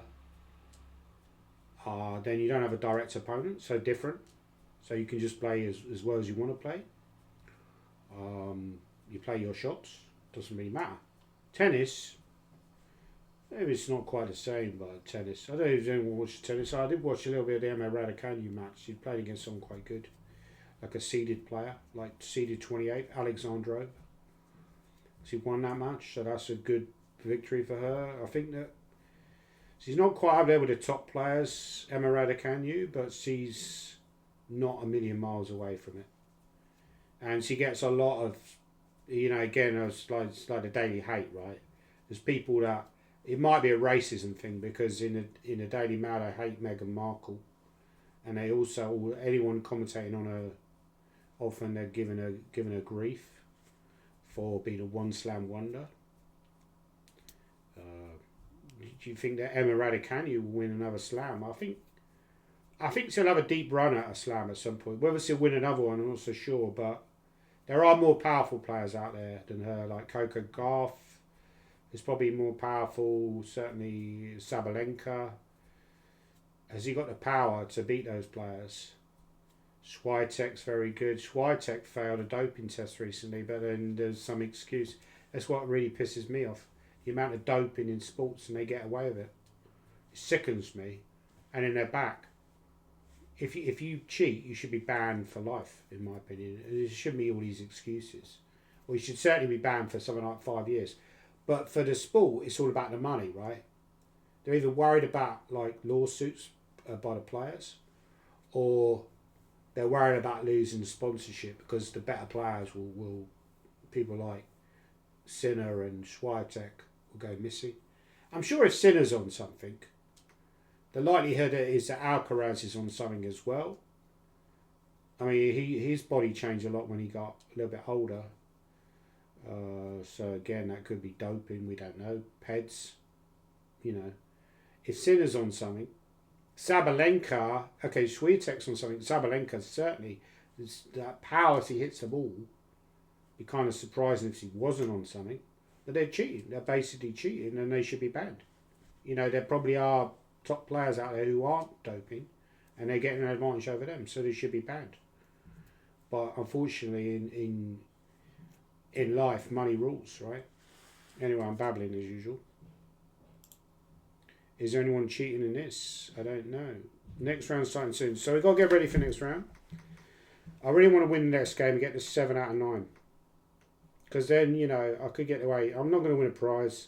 It's so hard to win a prize. Look at the scores. So the winning score is going to be something like 10 out of 11. Maybe 10.5, maybe 11, right? I mean, Hikaru could legitimately win the last 3, right? That's not inconceivable.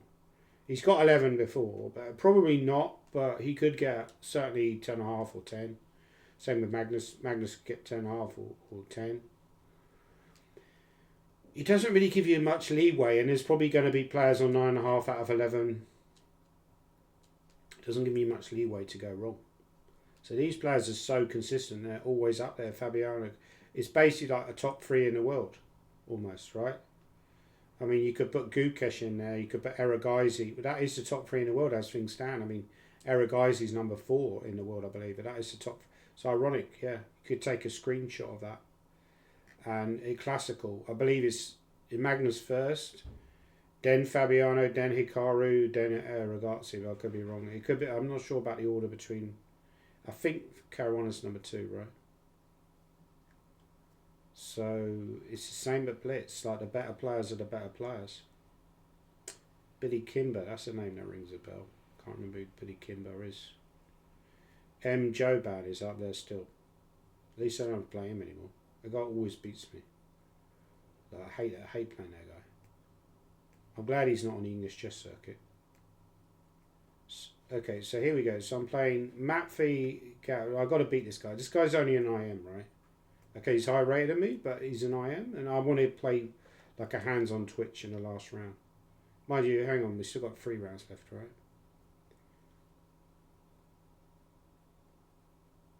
I think he'll go E4. But he's taking his time. Maybe he's working out who I am. Yeah, a little bit of psychology involved. When they start pausing like this, there's a little bit of psychology, I think. Or maybe he's away from the computer. It's possible he's away from the computer and had a break, and then he hasn't come back. But he will come back. He will play a move, I'm sure. I was alright for a while. I could smile for a while. And then I saw... Normally when they have that flag like that, that means that... Oh no, hang on. The CR stance. Okay, that is a line. I'm going to try this variation. It's a little bit dubious. I can't actually remember how this line goes. But there is a way for white to get an advantage, I think, here. But they could go D4, that's one option. So he's against the war in Ukraine, apparently. Maybe he's Russian originally. Not sure. I think most people are fed up with the war in Ukraine now, right? It's like knight G5. Yeah, I try to remember how this goes. I think D6 is a move. But then they can play something. I can't remember what they play. Maybe it's E6 or something. Okay, he just took there, which slightly surprised me, but not terrible. Got Queen D6.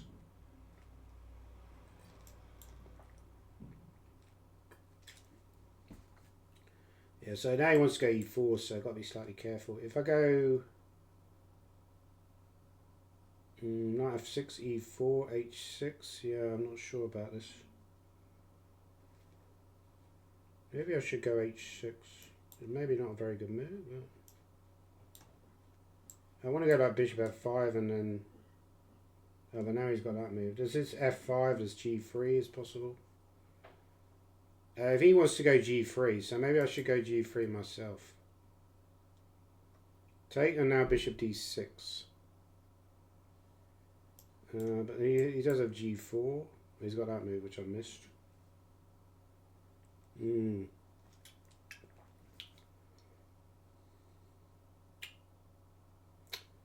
Yeah, that's very annoying, actually. I missed that move.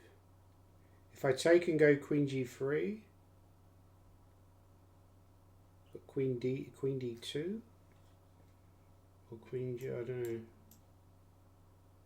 Should use my queen. He's disconnected.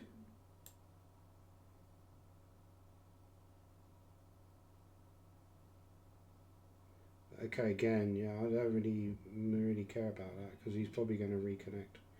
So if I take Queen G3, he's got Queen D3, Queen F2, sorry, Queen F4, Queen D3. If I go Bishop F5, you could go E4. There's also Knight F6 as a possibility. Maybe Knight F6 is possible. Like Knight D2, there's Knight D5 possibility. Knight D5, E4, Bishop F5 is possible.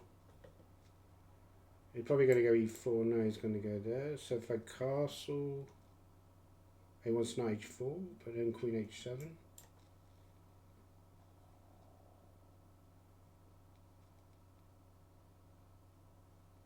There's also knight e5, yeah. There's queen g3 is possible here. Could take and go, yeah, maybe queen g3. Because if he takes, there's also knight e4 he's got to be careful of. Then he gets very sharp, like knight e7 check and moves the queen.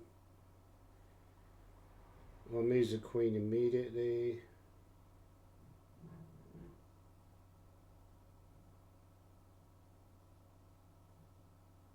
Okay, so knight e4, what does he want? Oh, knight d3.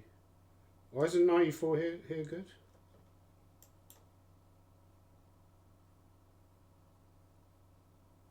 Isn't that just strong? Hit the queen.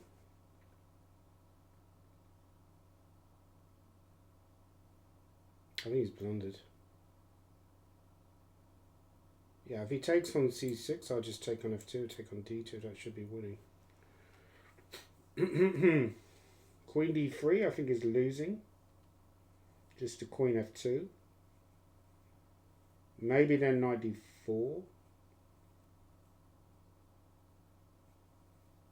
Or queen f4 is also good. Yeah. If he takes out, knight f2 check. Otherwise I'm afraid knight e5. Okay, that move I missed. There's queen e5 though. I'm too much material up. Okay, so I should have won this. Good game, good game. Yeah, that game was dubious. I think he was not helped by all his connection issues. What was happening here?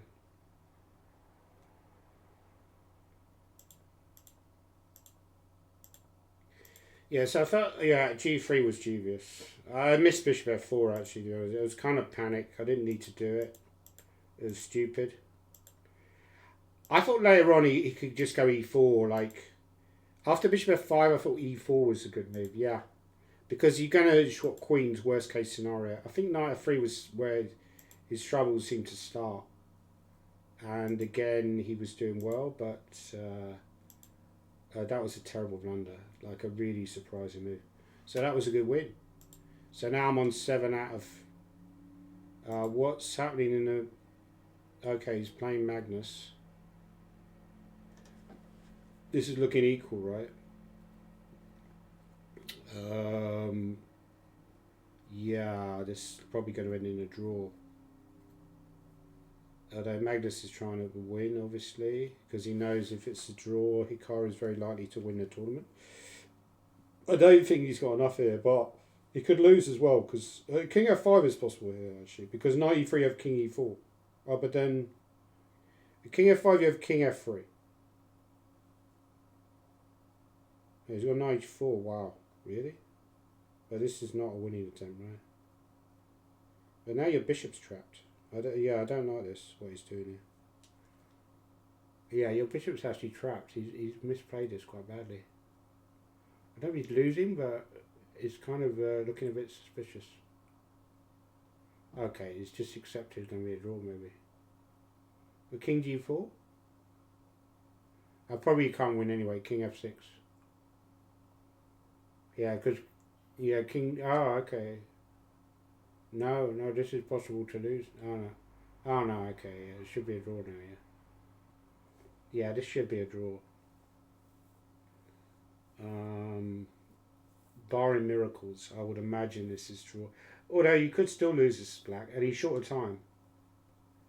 Hikaru's very, very quick. Okay, he's calculated bishop e5, d3. Right. Right, I think you just get... No, okay, bishop e5, bishop d4 is possible. But then he's just going to move the bishop. He's just going to move the bishop, like in that line, I think. Yeah, yeah. Just move the bishop now as a draw. Because you take the pawn, and he's not going to be in time, I don't think, to win this. Take on h5. Okay, this is chances, actually. This is a serious chance. Wow, this is almost like a study like in-game. The bishop d8.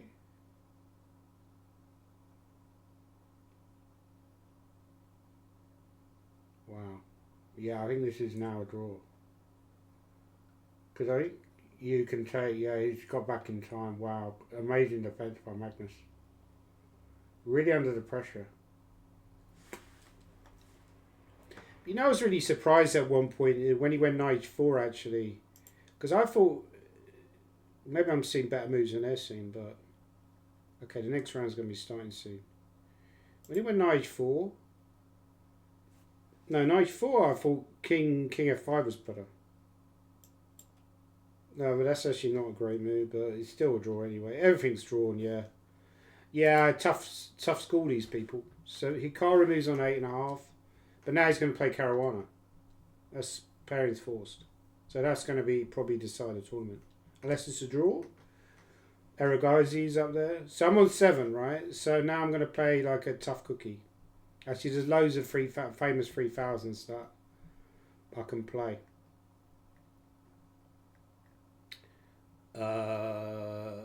Jeffrey Artoon, I think that's one of these Indian guys, maybe. Okay, I've got Vasil Durabali. Let's try and win this and get to 8. Could legitimately finish on 9, right? With a good finish. Okay, let's do this.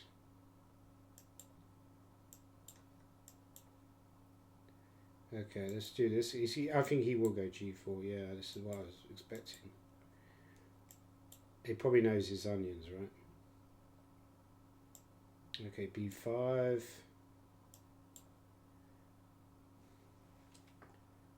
Yeah, maybe this.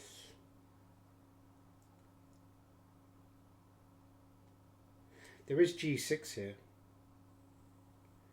This is a legitimate move, but g6. And maybe queen g4, right?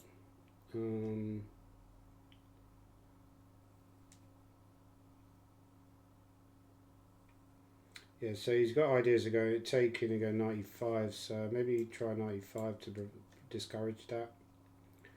So he wants to, now he can take, so I have to be careful about the idea that he might. I could go rook g8. And so his idea is maybe to take here, so rook g8. Bishop g7, he's going to castle. And then he's probably going to sack on b5. There's a possibility. Or he could go h6 first. Yeah, he could go h6 is also another nasty option. So these whole lines are very dubious. Maybe rook g8. No, rook g8 is losing, so I could try this move.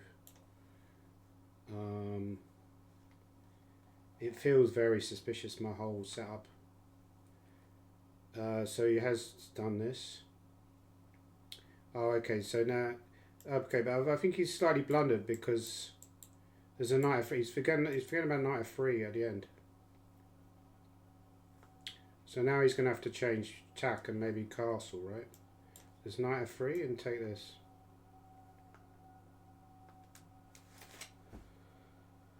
Okay, but of course, even a rook up does not guarantee anything against these kind of people, right?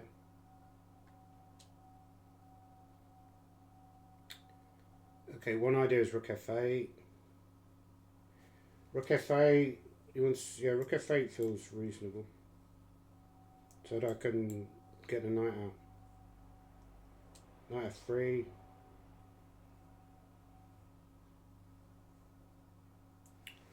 Let's have a sip of the water.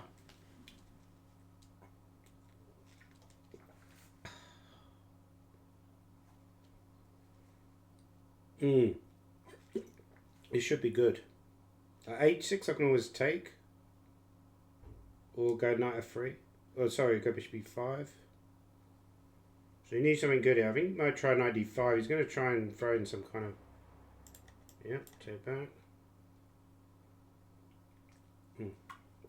Okay, knight f3 is a move. King e2. Okay, there's bishop e4 here. And then there's also bishop b2 and bishop e5. Maybe it's this. Also take on a4 and bishop c6. Or even bishop. Kind of tempted with bishop e4 actually.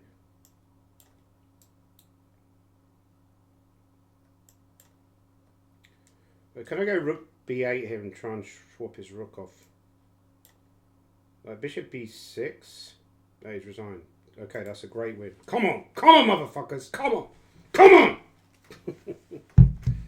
Yeah, that was a big win, but he did blunder there. Again, you know, a lot of these games are decided by blunders. So his big blunder was forgetting about this knight f3 at the end, which of course in classical.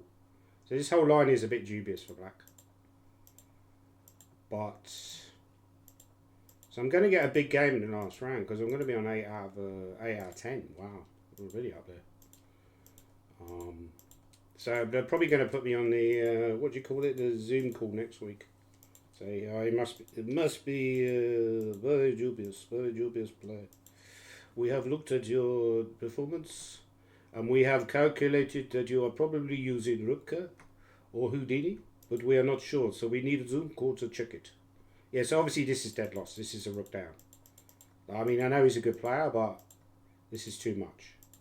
But this is a blunder. So I think here, this is obviously no. This is he's actually still a lot better. Which just goes to show how crap this whole line is for black. But actually, here I could go rook c8. So knight e5 is quite a bit... Because I'm worried about hg, knight e6. But in fact, you could go queen e7 at the end and queen f7. So rook c8 was legitimately a much strong... with the idea of sacrificing the material. Yeah, this makes some sense, right? So g6 I think was fine. Okay, anyway, let's have a look at the other games, right? Let's have a look at Magnus. How's he getting on?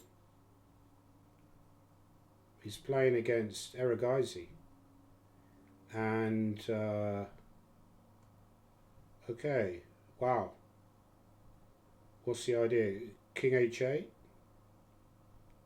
Or king... Maybe this is trying to make a perpetual.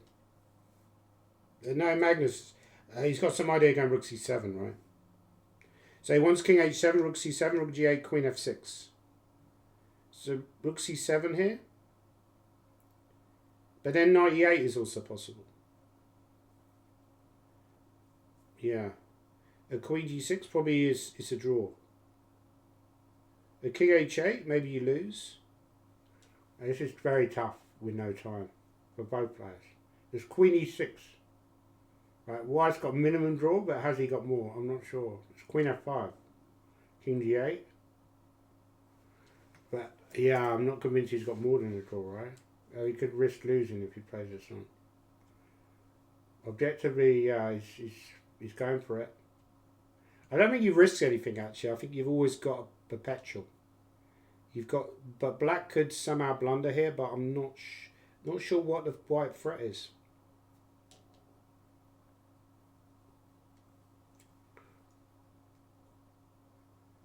Oh, hang on a minute. This isn't a draw. Okay, so now he was threatening rook check. You got king h3, right? You run with a king. Crazy. Yeah, so this probably objectively is drawn. Queen a4 is possible. Yeah, these guys are just so good, right? I think this is probably going to be a draw, but I'm not certain. I mean, 2 pawns is quite a lot. And the white rook is extremely active. Rook b5. Oh, okay. Now, I think you have a look king c6 there. Now this is serious chances. Maybe g5 or f4. Yeah, Magnus will probably save this somehow. Like, this is lost out there. This is losing. Objectively, this is losing.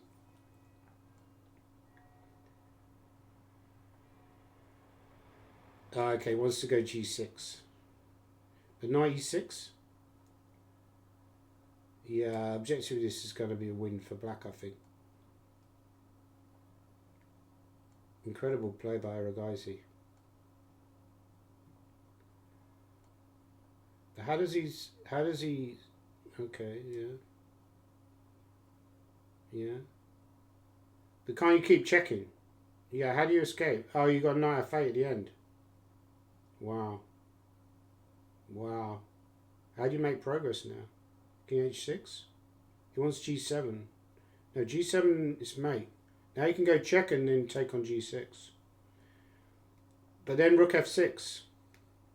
Knight g6. Wow, crazy. Now it's winning. Okay, so let's get ready for this big last round game. Hikaru, how did Hikaru do? Hikaru was a draw, right? So these guys, so Magnus out of it. Big win there by Aragasi. I think Magnus pushed the boat out a bit too much. I wasn't sure whether he'd go for it. He always goes for it. But I think objectively he should have just taken the draw, because what was your threat there? You know, black was a rook up. Like my game, I was a rook up. Yeah, it's always helpful to be a rook up against stronger players. So big win for Aragasi. That'll give him a confidence boost. Not that he needs it, but he's good at blitz as well. So I'm on 8. Oh, I could play Magnus. Come on, Magnus. Come to Popper. You know that's going to be the ultimate take the piss game. I'm probably not high rated enough to play him, but that'd be the ultimate take the piss game of just playing any old shit.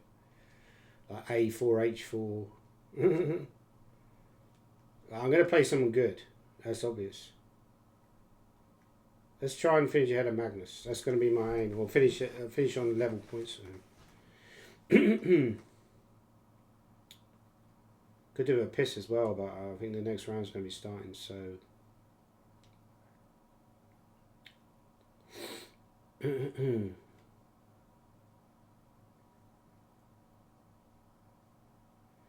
So I think I'm the lowest rated player on that score, right? Which again is an achievement in itself. So I've got Adam Kozak. Okay, let's beat Adam Kozak. It's going to be tough. This guy's good. I don't know. I've not heard of the name. I think he's about 25-50 in real life, but I'm not certain. Okay, we'll be going D4, so no reason to change.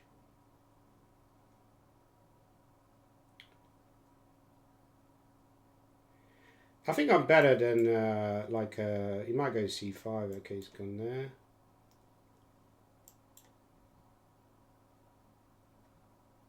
Okay, yeah, that's not unreasonable.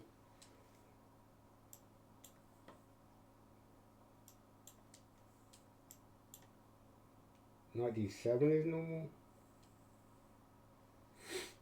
This moves at A4, Knight E5, Queen E2. Queen E2 is possible. D1. Back. Could go B4, that's certainly legitimate.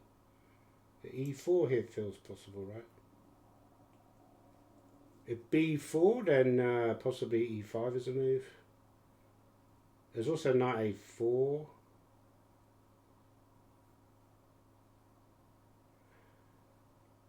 A Knight B1 is also playable, actually. Maybe not the best.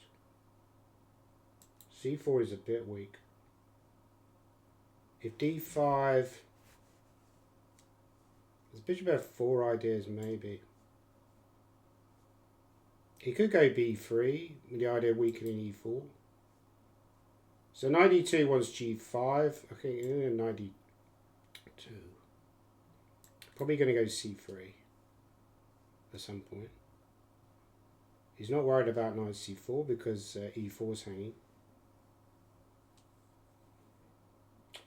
So maybe I should just go Rook C1 for now. Maybe he'll go C3 now, actually.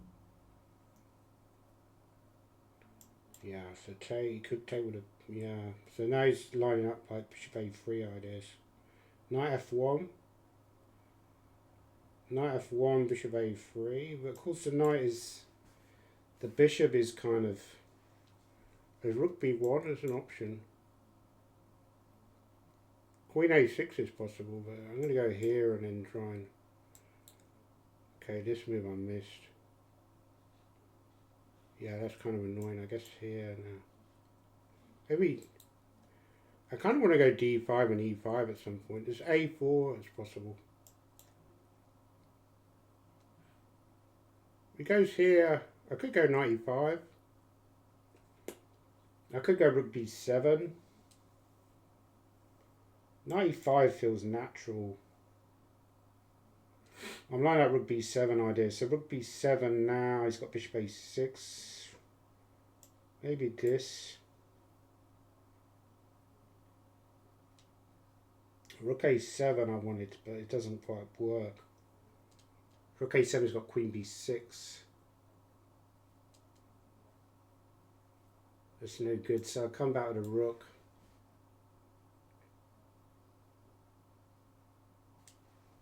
Yeah, I misplayed this. Did have a great position, but I think he's kind of over the worst now. There are ideas of going d5, but they've got to be... Because my queen's lined up on this rook. Maybe I'll just make improving moves like h3, like queen e3, and just hope that he doesn't have a great... Queen e3 don't really want because of g5, right? Maybe you can sack.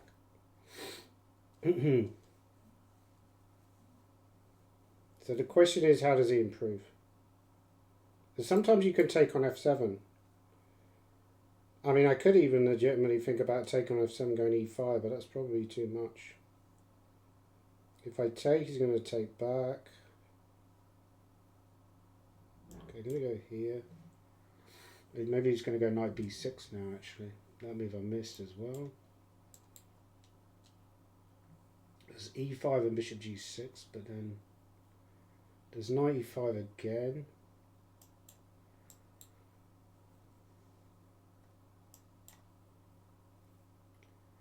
Okay, I thought I had ideas like f4.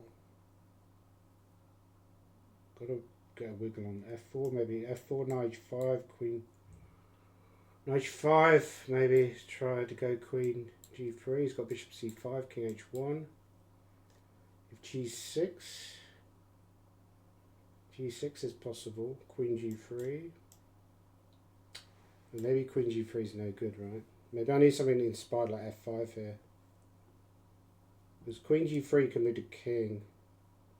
Okay, I'm going to trust to my intuition and go queen g3 anyway. This move I missed. There's f5, but it doesn't quite work. Yeah, I misplayed this.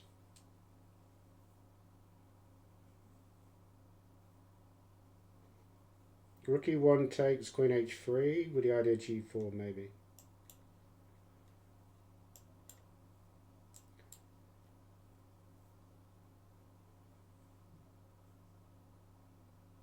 He's got bishop c5, this is not good. Yeah, I misplayed this very badly. This is a really tremendous position earlier. f5 is also possible for him, right? I don't think he'll go f5. I think he's going to go bishop c5. He's got lots of options here, actually. Okay, g4. You've got rook b2. b2 is possible. I take bishop c5. And then queen g3 or something, or queen e2. They could take and go for the ending. Yeah, this is a missed. I take, king g2. Maybe, yeah, take.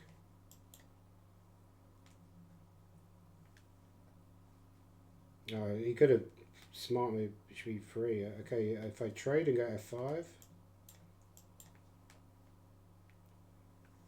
Probably losing for some reason. He's got knight b3. My idea is maybe to take and go queen d3. Okay, this I missed as well. This like shit.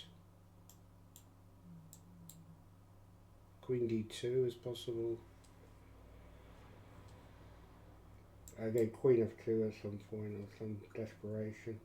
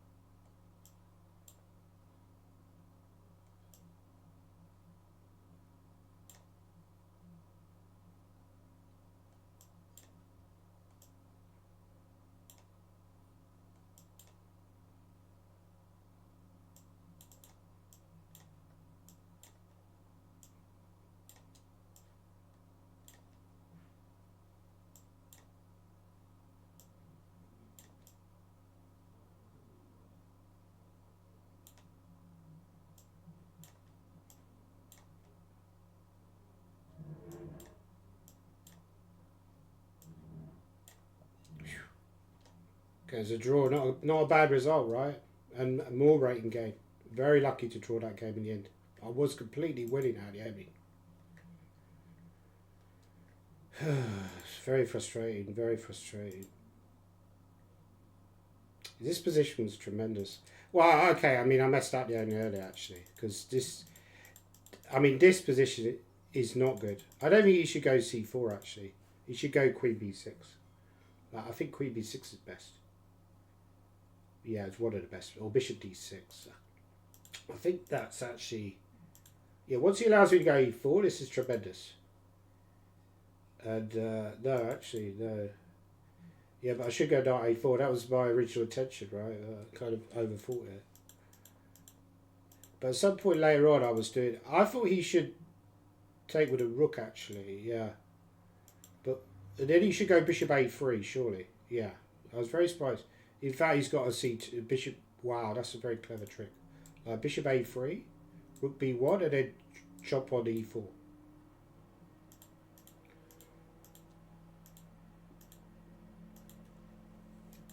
Okay. Bishop a4, yeah. There's all the, like, the computer's just like a wizard at finding... But it was around about here I thought my position was really good, but maybe it's exaggeration, actually.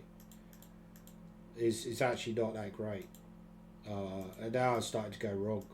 So actually, I misassessed the position. I thought I was doing really well, but I wasn't. So actually, all the other games I was white, I was actually probably winning, but not this game. I was better at one point, but now it's all gone pear-shaped. Yeah, so I was very surprised actually that he messed up this because I thought bishop c5 was really easy win. You know, and you don't need to... So this guy's good, but I managed to hold him. So that was a good draw. So what happened in the end? Eragaisi won on tiebreak from Hikaru. Very good. Well played, guys. Magnus was on 9, right? Yeah, Magnus was on 9. So I finished in the top 20, which is I'm pretty proud of. And possibly one of the lowest rated on 8.5. I was the lowest rated on 8.5. And I had a decent tiebreak as well. So I actually didn't finish down the field on 8.5. So next week I'm definitely going to get the letter. You're on that Zoom call, right? But maybe I just won't bother to play. But anyway, it doesn't matter. I finished 19th. I won fuck all money. 20 seconds, sorry, in the end. I won fuck all money. I won nothing at all. Which is depressing. But I finished in the top 25, so that's good. I think I finished top Brit actually. I shouldn't boast about this because I had an argument with Charlie Story, not an argument, but a disagreement where he was posting about how he was the top Brit in Entiltled Tuesday, and I was like, who cares? Because I was playing the same one. He must have finished ahead of me, and I didn't realise it was like a competition. So I'm not going to brag, but I think I finished like the top British player, and obviously people like David was playing, possibly with Drew at some point maybe, and Stanley. Like, where's the next British player? Yeah, so I finished ahead of David. He's got the English flag rather than the British flag, I think. Is that the English flag? So, yeah, I did well. I was better than 27-20. I had a terrible kind of session the other day where I just came on and everyone was wiped. It's actually much harder in a normal pool, I think, because it used to be the other way around. It was much harder in Entiltled Tuesday, but I think it's actually much easier to play game points in Entiltled Tuesday because I think they have cleaned up the cheating a lot. But when you play in the normal pool, you run into a lot of bots. You run into a lot of people running bots. You get a lot of untitled players and just generally cheating people. But that was a good session. Thanks for watching, everybody. I hope you enjoyed the session. And look forward to more Entiltled Tuesday fun maybe in the future, right? I should play it more often but it's really frustrating how you just can't win a prize, right? But of course they don't have that much money. They've only got limited money. They're not just going to hand out money for free. But it's only really the top 3. But I think if they had more prizes, there would actually be more cheating. There would be a lot more smart cheating. You know, especially if they had rating prizes or anything like that. I think the way they do it at the moment is probably ideal if they started tinkering with it. But it's almost impossible for me to win a prize, and I need the money, right? So please donate. Maybe I'll stream this. I'm going to stream this on Twitch. I can get donations on Twitch. I'll list my PayPal down below. You can like PayPal me. Thanks for watching, everybody.